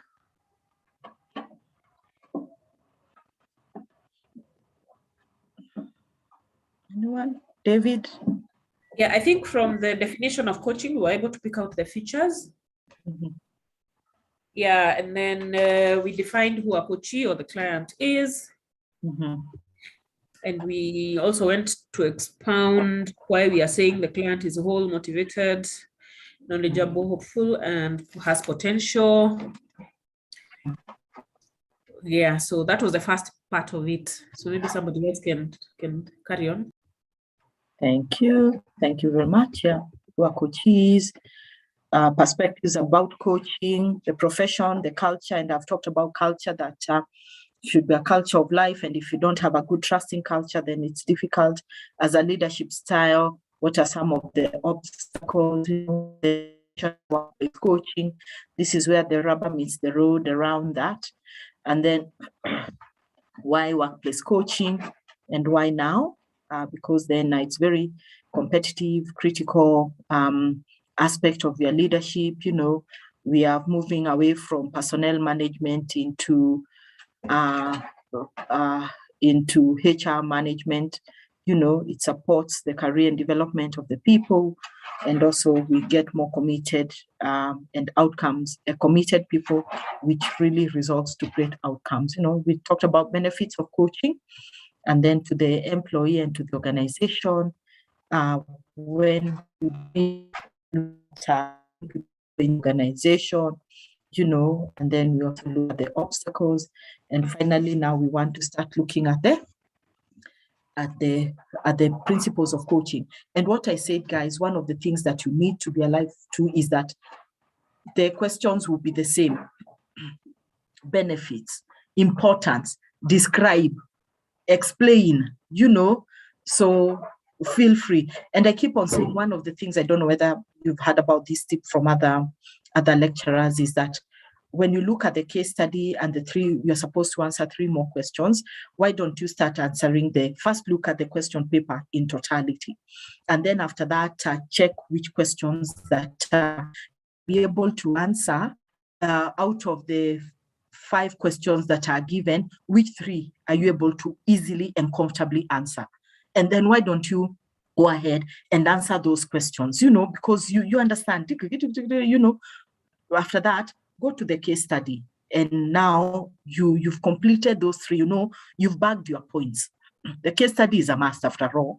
And then you are at a much better place without feeling the pressure of doing the paper, because then you've timed yourself very well. You're able to read the case study and answer the 4 questions that follow. So I always find it very as an easier way to be able to approach the paper like that. Okay, so just a tip as we go along. What are the principles of coaching, and why do we need coaching? Why do we need principles? You know, what are principles, and why are principles so important for us to be able to use in any aspect of our lives? We talk about the principles of HR, we talk about the principles of mathematics, principles of gravity, you know, there are principles around everything, principles of living, you know. So principles give us a guide and a highlight. I mean, they are foundation of what is tried and tested for us to be able to execute what is ahead of us, or to really know if we use them, definitely we're on the right track. And that is what has been advocated for us to be able to do, and to do it well. So like every other industry that has principles of profession, also there are key principles that we use when delivering the coaching, when we are delivering coaching, either as a factor of a standalone. When someone says, I want to go to a coach, they must adhere to those principles, and also at the workplace. So some of the principles, and even when you are developing your when you're developing your, what do you call it, when you're developing your policy or procedures of how to carry out and mainstreaming at coaching at your workplace, these are things that really will support you very, very much in delivering your coaching. So we say that successful managers adopt key principles when delivering and exhibiting key competencies in everything. You know, the coach must ensure that they understand what their role is, that their coachee is aware of their responsibilities, and the environment in which coaching takes place is conducive to this activity. You see, we are talking about the environment. We are talking about the coachee. We are talking about the coach, how we are supposed to conduct ourselves when we are carrying out coaching. So it encompasses everybody. It encompasses the coach, it encompasses the coachee, and it also looks at the environment on where the coaching is going to take place. Because then for us to be successful, we say that we need a trusting environment. We need to make sure that the culture in the organization is upbeat. You know, when you get to a company, you can almost tell what kind of culture. Culture is a look and feel, not the things that we have plastered on the wall, the values, which are fine to remind us. I think they have a critical place when we plaster them and we add for them from time to time in what we are doing. That's a balloon that has burst. So it is important for us to be able to do that. But what I'm saying is that we must leave it. You've gone to a reception, but just the way the reception welcomes you, you almost form an opinion, isn't it? You sit there at the reception waiting to be served. You can see the activities that go up and down, and you can already create, you already start getting an impression of what kind of a culture that is in this organization. Remember that just like the way an individual does not have a second opportunity to make a first impression, it's also the same way that an organization does not have a second chance to make a first impression on someone. So all of us have the responsibility as individuals who work here, from the CEO to the janitor, to participate in creating that culture that we want. So it's not just, well, it's been left for HR. HR is just an implementer of those great programs that are brought to the organization. What are you doing to support that as an individual? Because all of us come together to achieve a certain goal. Remember the psychological contracting that I spoke about. So let's look at the key principles of coaching. So the first one, Evelyn, can you read them out for us? I want it to be more participatory. Trust and rapport building, active listening, powerful questioning, feedback, non-judgmental, self-awareness, and empathy. Thank you very much. So when you look at these principles of coaching, they will also be some of the competencies that are required, that are a must-have for a coach to be successful. The principles also are the key skills that are required for a coach, for coaching to be successful. So they can be used interchangeably. So do not get confused when you're doing your exams, but these are the key. And there will be many other principles when you go to the online, when you say Google principles of coaching, there will be thousands and thousands. But I said reference ICF, what we say, what are the key principles of coaching? We want to make sure that we are looking into that, and progressively, that is also what CHRP and the curriculum has actually taken as the key principles of coaching, which also act as the key drivers competencies of a good coach. When you think about them, yes, they are. Definition of coaching, what do we want? We want to make sure that we adhere to the principles, to the competencies, and also to see how coaching takes place. So what is rapport building, you may ask? How do you build a rapport with someone? How do we build a rapport? What is the importance of building a rapport? Well, line managers, why should line managers build a rapport with someone else? It shows that you care and you really want to have a mutual respect for one another, that you can be able to have those discussions and open communication. So how do you trust someone else? What is the issue of trust? Why should I be very quick at trusting someone and not quick at trusting someone else? So trust comes over time, for example. And you can also check this trust level of this person. You can be able to do maybe background checks, the first time, the way you interacted with them, how you felt the connection and stuff like that.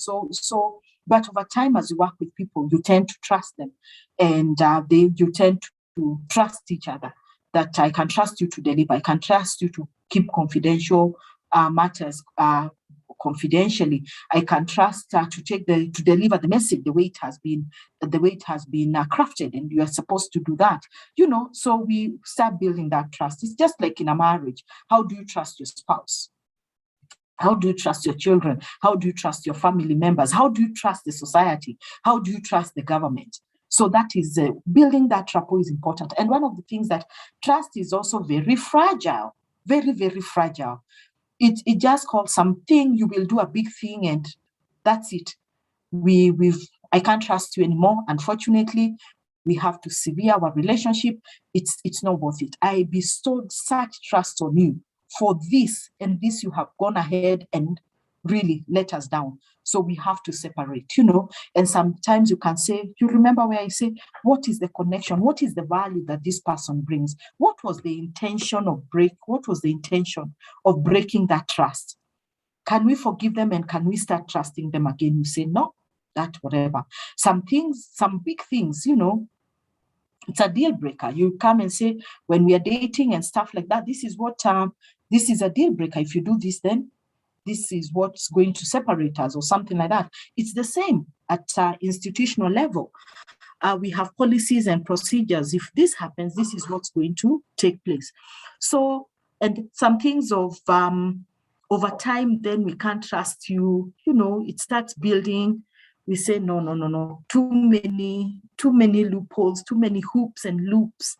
No, their character is one that cannot be trusted. They take advantage of the system, and which is not required of us here.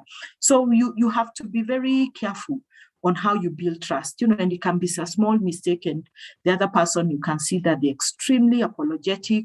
They have reflected back and they have said that was never going to happen. And you say, let's go ahead and let's bury the hatchet, let's move on. So even in coaching, it's one of the key ingredients of rapport building and building trust over time so that you can achieve the objectives you have set out to achieve. So rapport building refers to the ability to create a safe, supportive environment that produces ongoing mutual respect and trust. You create that environment. This is achieved by co-creating the relationship, by establishing trust and intimacy with the client, with your team, or as you can also call them, your coaches. So ongoing, we have to know that it's an ongoing mutual trust, respect, that it continues growing, something that cannot be, it's not just one time. But sometimes you meet people and say, we didn't connect. Why didn't we connect? That's a story for another day. So what are some of the ways that a coach can build trust with a client or with their team? Showing genuine concern, there can be many. Please feel free to share. Showing genuine concern for the client's welfare, nature, continuously demonstrating personal integrity, honesty, and sincerity, establishing clear agreements and keeping the promises, demonstrating respect for the client's perceptions, learning styles, and personal being. Many a times is when because we are the big brother, after all, I'm the boss, you fail to respect the people you lead, their opinions, their perceptions, whether real or imagined, their way of learning. You're such a slow learner. This is not how we learn in this organization. And you just don't give them the opportunity. Remember who a coach is someone who is whole, knowledgeable, hopeful, and has potential. And their personal well-being. How have you must connect. You must understand Catherine's personality. You must understand Evelyn's personality. Who are they? Take time so that you're able to build a rapport and continually building that mutually respect. Provide ongoing support for and champion new behaviors and actions, including those involving risk-taking and fear of failure. Recognizing asking permission to coach clients in sensitive and new areas. You can't just go in and say, this is what I want to do. You must involve people, and for people to be coached. There's some people who will come to me and say, you know what, Catherine, HR sent me here. My line manager sent me here. They say that I'm a candidate for coaching. And then I say, well, why have you been sent here? What can we discuss? And then when you discuss, well, it is the way coaching was actually brought out to them. They don't understand coaching. The manager does not understand coaching. But because we've gone out to a seminar and had, coaching is the new thing, take people for coaching, we must be deliberate in the way we mainstream coaching in our organization. Some people, they come, they say, oh, fine, I think this is really great. I'm happy. Some people say, I'm not ready for it. And it's something that I will not agree to. I will come as when I am. And those clients who are able to resonate with themselves and what they want to achieve. Otherwise, you'll just be wasting people's money. And remember, in every profession, there are ethical standards. You come and say, no, you're not ready, please go. Or look for another intervention. Recognizing the client's emotional state, listening to feedback directed to the coach, because it's important for people to take feedback, listening actively and reframing answers to emphasize on positives, information sharing, listening attentively, acknowledging any ignorance, beliefs, assumptions, and mistakes. Any ignorance. Some people can be so thinking, oh my gosh, you're so ignorant in this area. And I can't just believe, I thought you would do better than that. People are ignorant. Everyone is ignorant in their own way. Being fair in behavior, recognizing the client's abilities, showing interest in the client, trusting the client. They won't trust you if you don't show trust in them. Subtle little things, traffic, they won't ask me where far, say okay, fine, no. When do you think you'll get here? 10, that's fine. We will wait for you, yeah. So not every other minute. Well, you said you are stuck. How far are you? And stuff like that. Let's give people the opportunity to be able to build rapport and to show that we trust them. Any question? Rapport and trust building? Okay. So powerful questioning. Let me tell you guys, this is where the rubber meets the road for a coach. If they are not able to ask powerful questions to the client and to the team, let's make in coaching. Coaching is a skill that you need to use every day. It's like learning to ride a bicycle. The first time you tried riding a bicycle, driving a car, or even being a HR, if you don't practice that skill, you get better at interviewing. The whole process of interviewing, it becomes no-brainer. You become better at preparing the payroll. You know what you should be looking out for. You can even do it with your eyes closed. That's the same thing. If you do not practice on a skill, it fizzles out.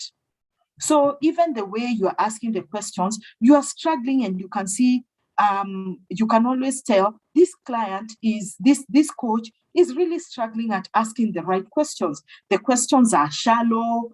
They are not well framed.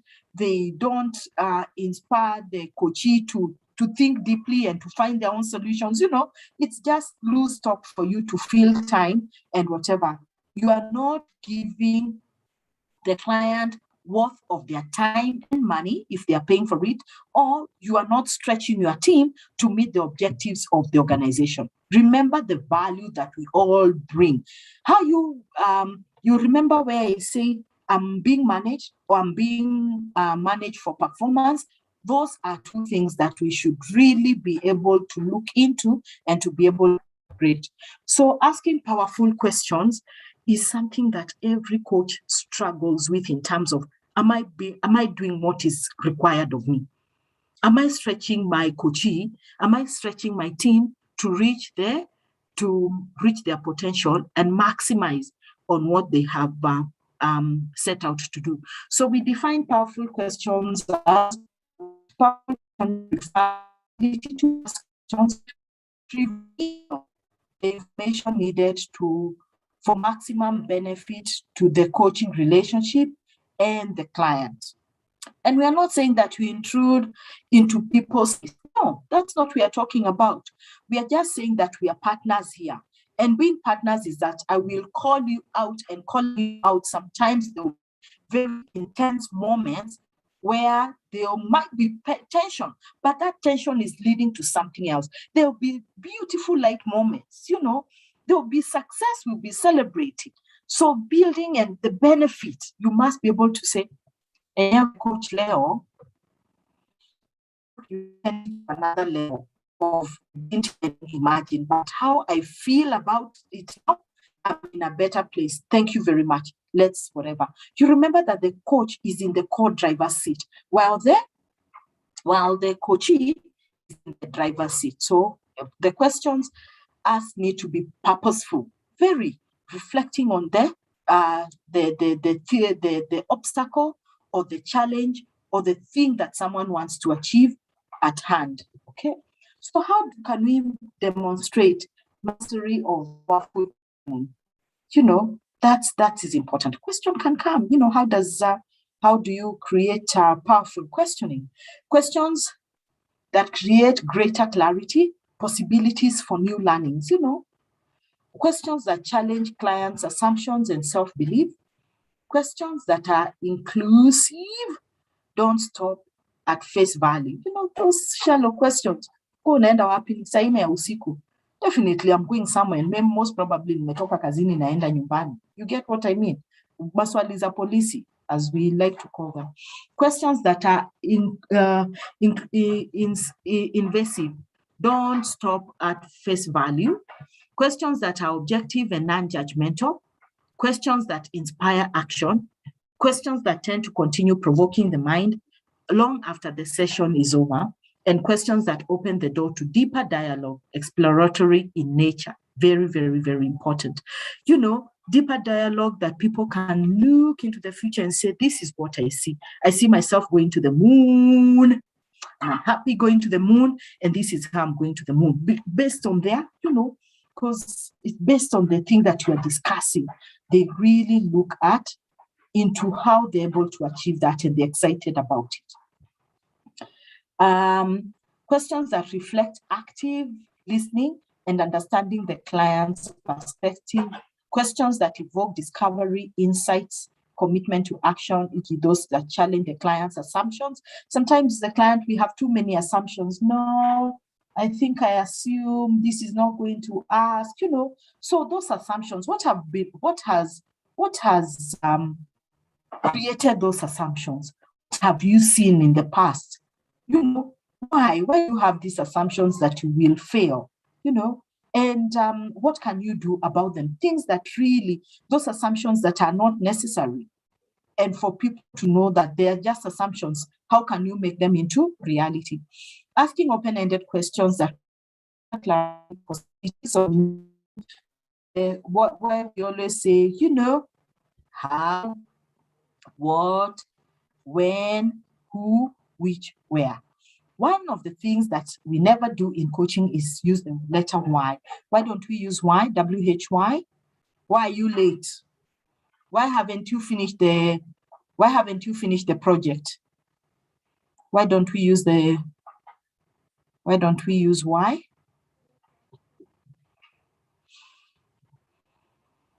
Evelyn, then David, Emma. Who is Emma?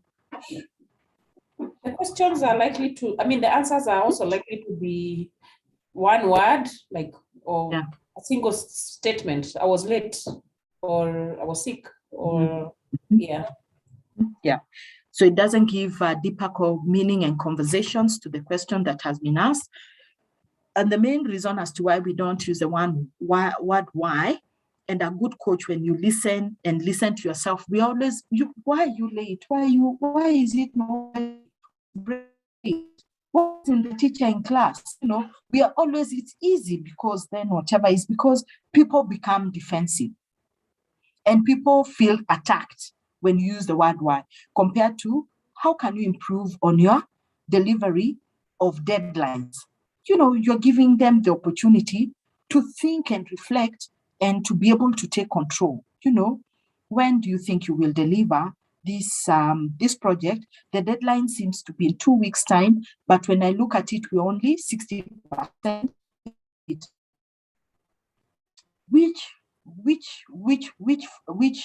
Which aspects are you falling short of, and what can I do to support you? Think of what I have said as a line manager. I'm not being combative. I'm giving you an opportunity to have a conversation, and a deep conversation, and to come up with your own solutions and tell me what is the issue. So we use why. You have to deliberately be very careful as a coach. I'm not saying that why word will not come up, but one of the things around having conversations with people is not to use the word why.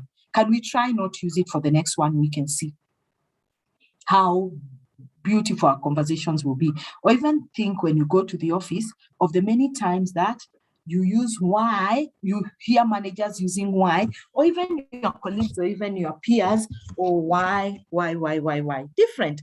And it elicits different conversations compared to when you rephrase that question together, paragraph, and you change the narrative altogether. Okay, challenge to you. I hope you're taking those 2 little challenges that I'm leaving with you. Questions that move the client towards what they desire, not questions that ask the client to justify or look backwards. Forward-looking questions. Think about just what I have said. The deadline is whatever, 2 weeks from now. We are 60%. What can we do to support you? Forward-looking. You had 6 weeks and it's only 60%. What have you done with that 60%? We have 40% to go, so let's concentrate on the 40 that is there. Any question? Feel free to unmute and just let me know. So, what are some of the challenges faced by coaches in an attempt to master powerful questioning skills? Because it's a skill that you have to develop. Avoiding being judgmental, listening and simultaneously thinking of the next question. I'm listening, but I'm thinking, what is the next question? Oh, I'm too excited and I want to ask the next question. Relax, it's a journey. We win this together. It's like going with your best friend to a conversation. You haven't seen them, to your favorite restaurant. You haven't seen them in a long time.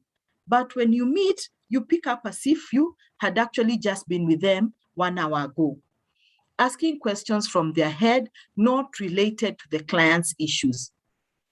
You must immerse yourself. Being called a coach is no mean feat. Focusing on powering the questions, avoiding to be intrusive, hiding suggestions in answers. You're hiding. I can see, and in your questions, it's almost leading. It's leading. You want the person to think, oh, you have no right to give the coachee the answers, even in the slightest of form, in the way you're asking the questions. No, you are not allowed to. In fact, let me tell you, because supervision, as a good coachee, you're always being supervised. You're being supervised by a supervisor. There are people, mastery of they have gone over beyond to come and supervise you. They will come and actually check you while on a coaching session, you know, how you frame your questions, what is the topic and whatever, and they'll fail you because they will say you're always hiding suggestions in your answers. You are not coaching. That's the most difficult thing for a coach. They fear that. So it's for you to genuinely understand what questions, what's the issue. And you don't really need to be an authority in that area. You can coach anyone. In HR, a farmer comes and says, I want coaching. A doctor says, whatever. The thing is that you have to be interested. Coaching is about curiosity and going out of the way to find out what is happening in that industry. You can not also come and be so, you know, because I'm a coach, I will just plug into that situation or whatever they want to achieve.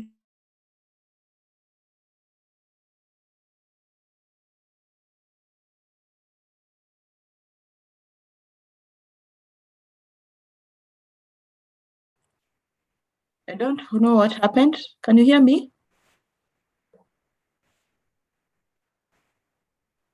I don't know what happened. It just went off and now I'm back. I hope you can hear me. And scripting questions in advance, looking at it, it's a natural conversation, like what I said. Avoid to ask leading or closed-end questions, because closed-ended question is yes or no. You know, you should always aspire to use open-ended questions. Any question there? So the next one is empathy. What is empathy? We always say, oh, I'm very empathetic. Empathy is the new currency in the dispensation of trying to live with COVID. Trust and empathy used a lot. Was used a lot last year. So yeah. So empathy is the ability to accurately put yourself in someone else's shoes, to understand their situation, perceptions, and feelings from their point of view, not from your point of view, and to be able to communicate that understanding back to that person. That what you understand back to that person. Empathy represents a complex soup of cognitive, emotional, and physical responses that are a unique part of human experience. Your cognitive capability, your emotional well-being, your physical responses, even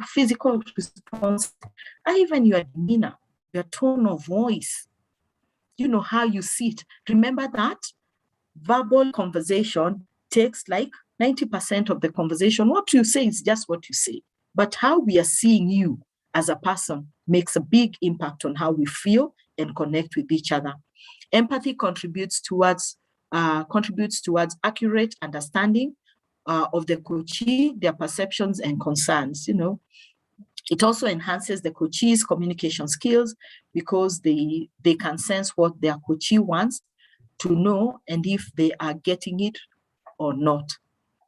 Ideally, your coachee can learn skills in empathy from you, thereby helping them to be more effective leaders, managers, and supervisors. Did you know that? That because that is a skill that I need to learn. You know, putting myself in the other person's shoes, understanding their situation, you know, because I've been able to be more reflective as an individual. My cognitive, my emotional and physical responses, people draw from what you give them. That's the truth of the matter. You draw negativity, you pass it to your team. You draw positivity, you pass it on to your team. So people feed from you, and that's why we keep on saying that as a leader, it enhances whatever that it enhances the coach communication skills because they can sense what their coach wants to know, if they're getting it from them or not. Ideally, your coaches can learn to be empathetic, you know, rewire themselves in terms of putting myself in the other person's shoes. In the best coaching relationships, the future is co-created between people. The coach brings particular expertise or a process of discovery. The coachee brings their skills, the emotions, their stories about their past, and the ideas about their future. The future takes place in the conversations that we are having together. In coaching, we often talk about meeting someone where they are at. What they really mean is empathizing both ways. You know, where I want to meet you halfway. Don't we say that all the time? Let's meet halfway. So what are we saying is that whatever you are saying, I'm also understanding it, you're understanding it, and we get to click. It is safe space. It is a safe space to be open, vulnerable, and empathetic. The current situation, we flow with greater clarity, and we feed off from each other. So the other principle, we've talked of 3 principles now. Please unmute yourself and tell me about those. The principles we've talked about. For me to know that you are there and it's not only me who's talking. Evelyn? Yeah, we looked at trust and rapport, the various ways of creating rapport. We have also looked at powerful questioning and how we can also develop the skill and the importance of powerful questioning. And we looked at empathy. Fantastic, well done. So we look at the others, and the other one is self-awareness, apt use of emotional intelligence, the whole human being that we have been talking about. Self-awareness is the capacity to introspect and the ability to recognize oneself as an individual separate from the environment and other individuals. Me, myself, and I. How do I show up? Self-awareness is about understanding your own needs, desires, habits, and everything that make you, in the social space here, I do me, it's me. So how do you get yourself separating yourself from the environment and other individuals to be the best that there was?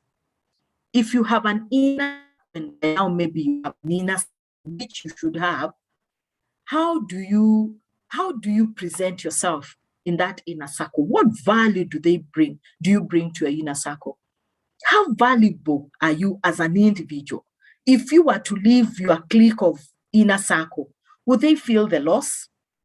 Or they would say, phew, they have finally left. That's my challenge for you. Who are you to your inner circle? The more you know about yourself, the better you are at adapting to life changes that suit your needs.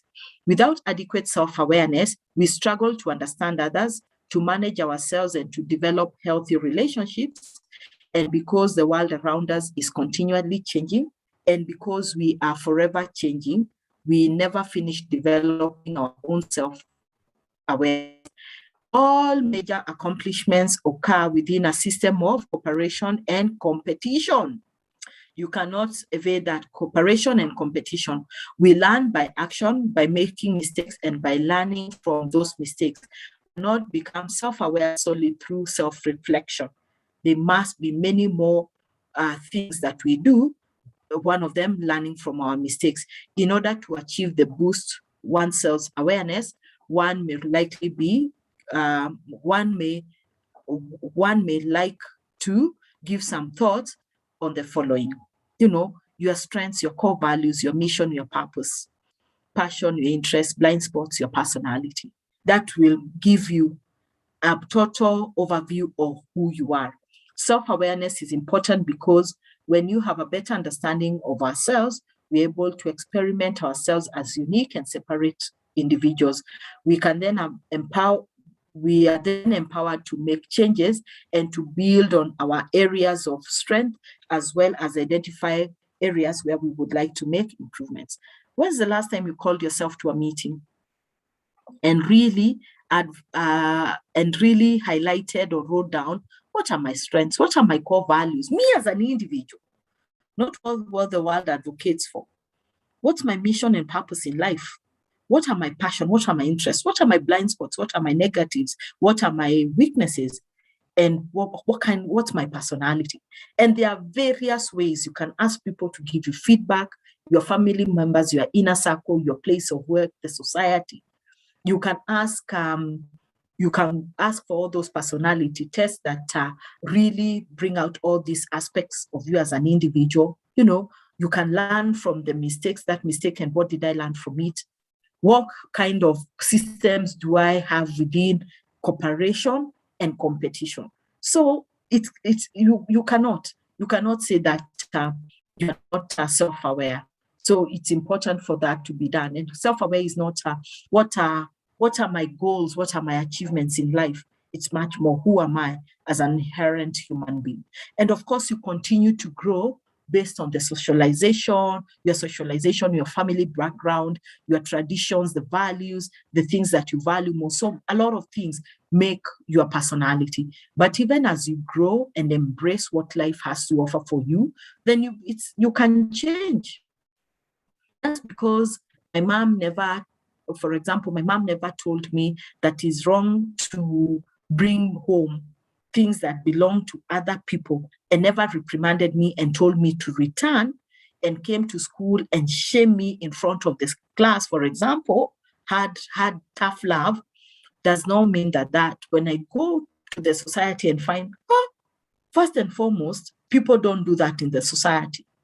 Second and foremost, if I do that, I am going to get in trouble with the police. I was not taught at home. You can change, you can change. In our family, we never, these obvious things were not there. But when I come to the society, you have to rewire yourself to be able to cooperate and compete effectively at the workplace. So that's the same thing. You as an individual, who are you? So both parties, as a coach and as a coachee, what are you bringing? Self-awareness, apt use of emotional intelligence. That's how we wrap it up. And I always encourage people to read that book by Holman, Emotional Intelligence. It's something that you should have in your library. Attentive or active listening. Attentive and active listening is the ability to completely focus on what the client is saying, as well as what the client is not saying. Many things are the ones which are left unsaid, to hear what they are saying, to understand the meaning of what is said in the context of the client's desires, and to support clients' self-expression. Active listening is the key skill and foundational technique of non-directive coaching, which we will look at shortly. To be helpful, the coach needs to understand the client. The coach gains that understanding by paying close attention to what the client is saying and how they are saying it and what they are not saying, drawing it out. So attentive listening. And many times, one of the key skills that we lack as individuals is listening. We've already completed the sentence of someone else. We've already made a conclusion on what they are saying. Even before we look critically, we must be deliberate and very present in listening. And people love people who can really listen. And it takes skill. Because all of us are poor listeners, it takes special skill and building on your patience levels to be able to listen. And so all of us fall short, even coaches. It's not automatic that you're a good listener. But when coaching teaches you to be a real patient and attentive person in the area of listening. Welcome, Emma. We are going on with the principles of coaching. So we also go that attentive listening requires a coach to suspend any judgment. What are you saying? I know it all. Is that the only thing you can say? Suspend judgment, because we should not judge at all. Put aside any agendas, including helping agendas. You remember where I say you hide your solutions in the questions that you're asking? Question your own assumptions. Hey, even me, I think I should not be saying that. I have a bad assumption, and it will not help my client. So thinking along those lines as you're coaching. Clarify and summarize to confirm the understanding, give the client time and acknowledging their feelings, the emotion content, and what the client is saying. One of the most powerful tool that you can use. Remember, creative process, one of the features of coaching is the use of silence. Just sit there.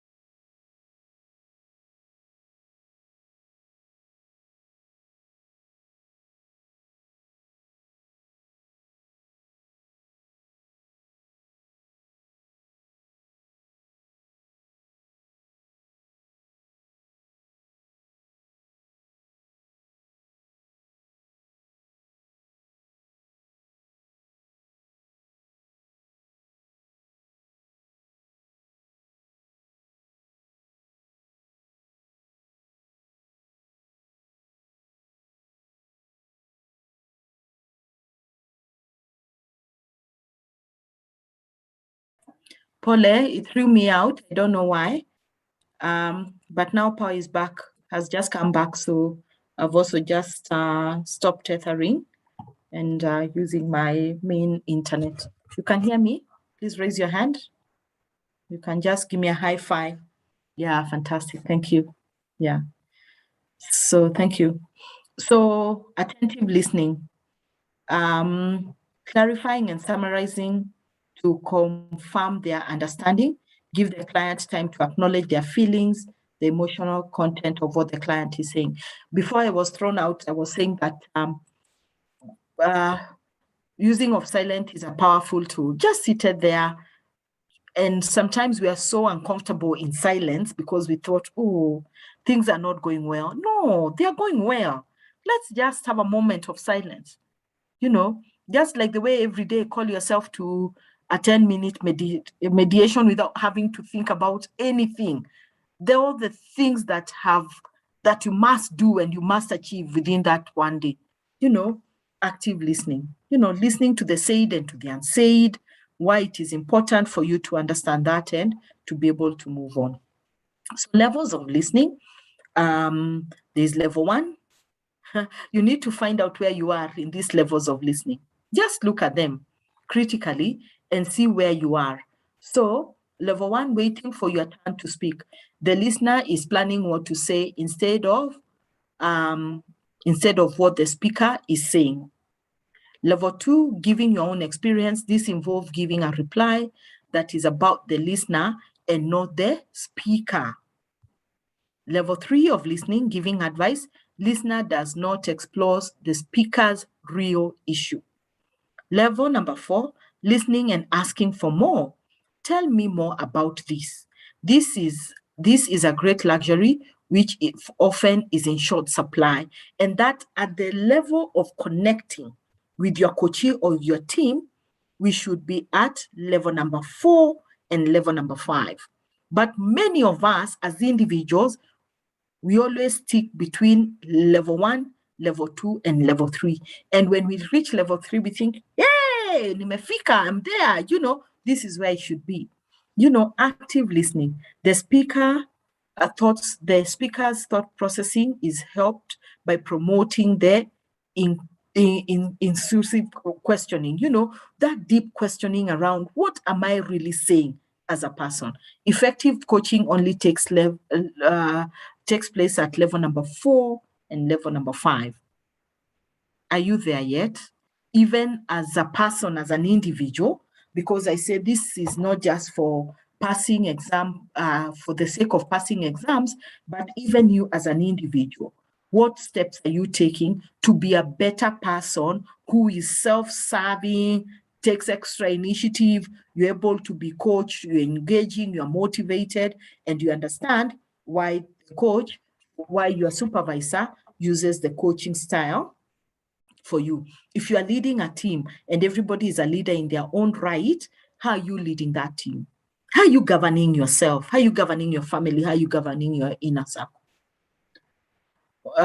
Ways in which a coach can demonstrate active coaching. It can be brought to the exam, attending to the clients and the client's agenda, and not to the coach's agenda for the client. Hearing the client's concerns, goals, values, and beliefs about what and what is not possible. Distinguishing between the words, the tone of the voice, and the body language. Really, we cannot overemphasize that. Summarizing, paraphrasing, reiterating, and mirroring back is very important. What the client has said to ensure clarity and understanding. Paraphrasing, summarizing. You will see that a lot when you go on one-to-one coaching. Encouraging, accepting, exploring, and reinforcing the client's expression of feelings, perceptions, concerns, beliefs, suggestions, etc. Integrating the building on clients' ideas and suggestions.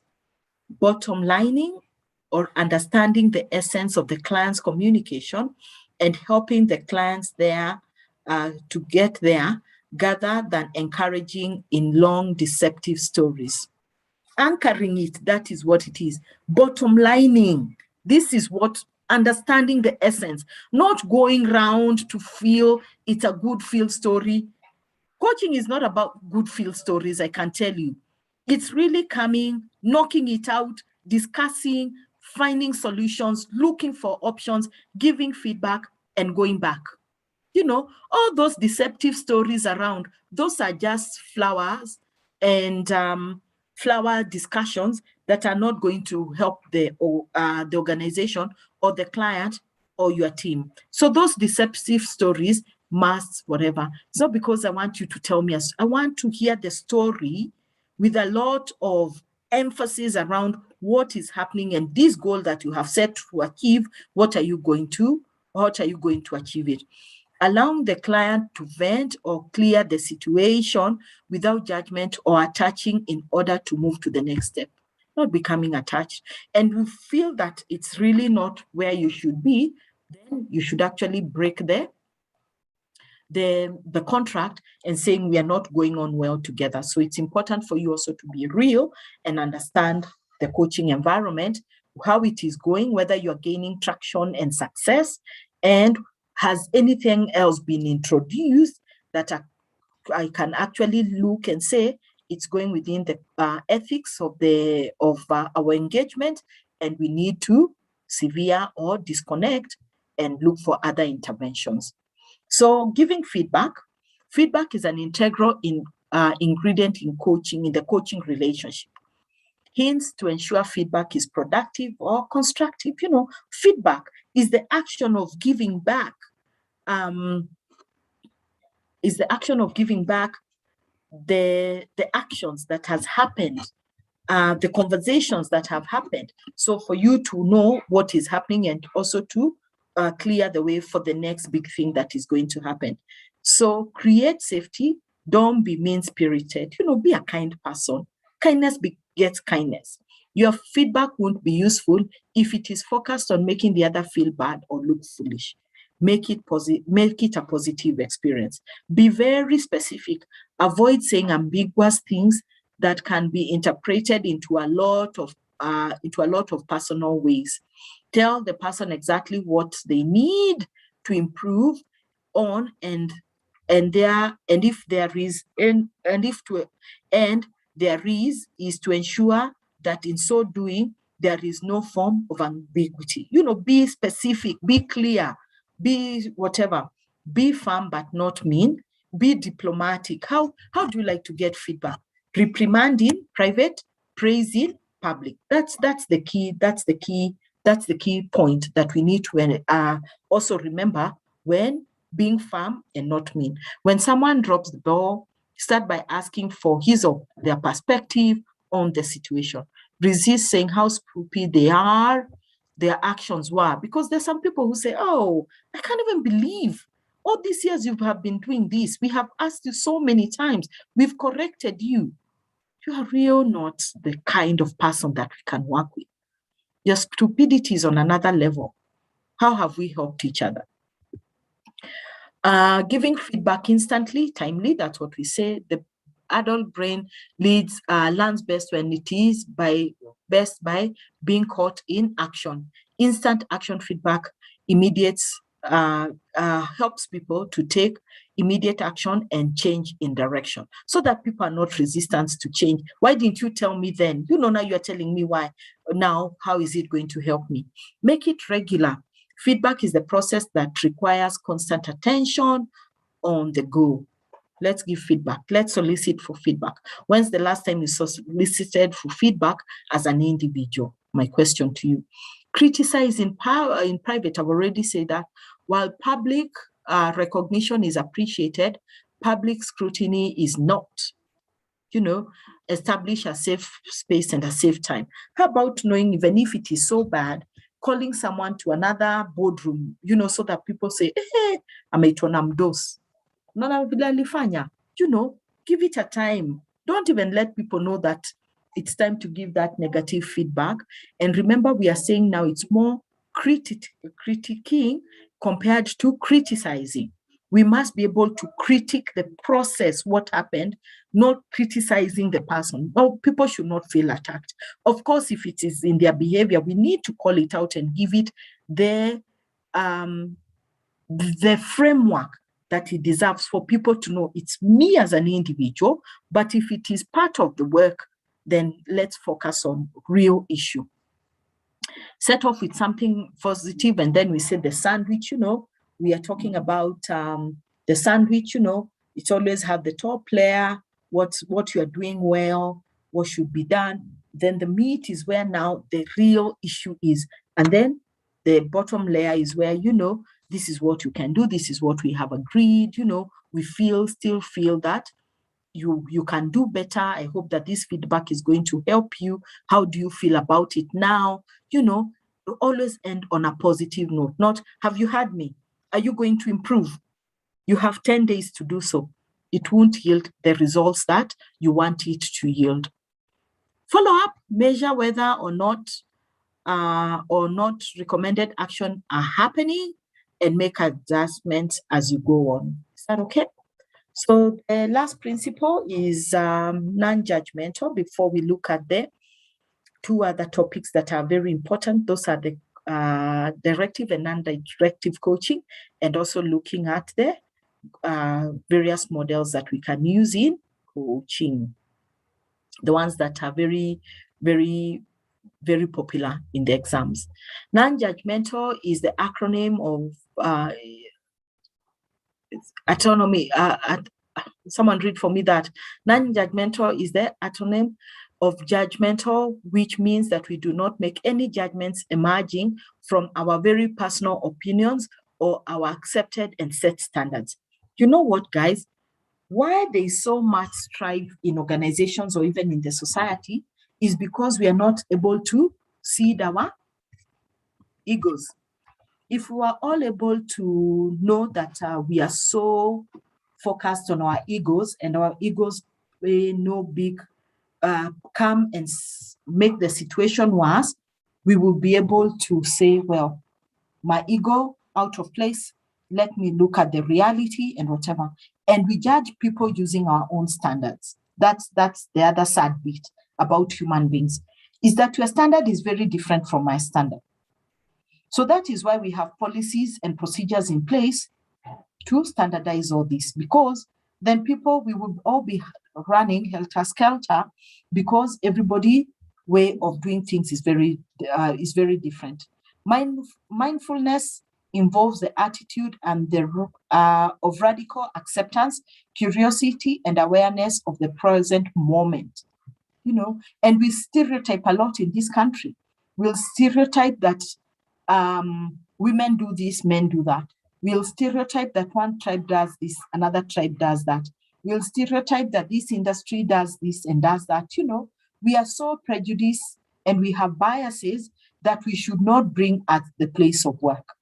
It also includes an authenticity Non-judgmental stance towards all things, no matter how good or bad, the mind automatically labels them. We meet someone for the first time, we've already judged them. We see a situation and say, well, but they should have known better. We've already judged the situation and the people. So in coaching, we come as an open book, just like my folder, open paper all the time for us to know that we have the possibility to create a beautiful story with the coachee. We have a beautiful opportunity to create beautiful spaces and beautiful narratives with my team. Being non-judgmental empowers the coach to enjoy an open mind during the coaching conversations. The non-judgmental conversations keep the conversations light, and builds trust in the coachee who is working with them. So let us not judge. Let us not use the word why. So those are the principles, and they also count alongside the competencies of a coach. So let's recap what we have had. Evelyn, Emma, David, then the principles of coaching and how you can use them.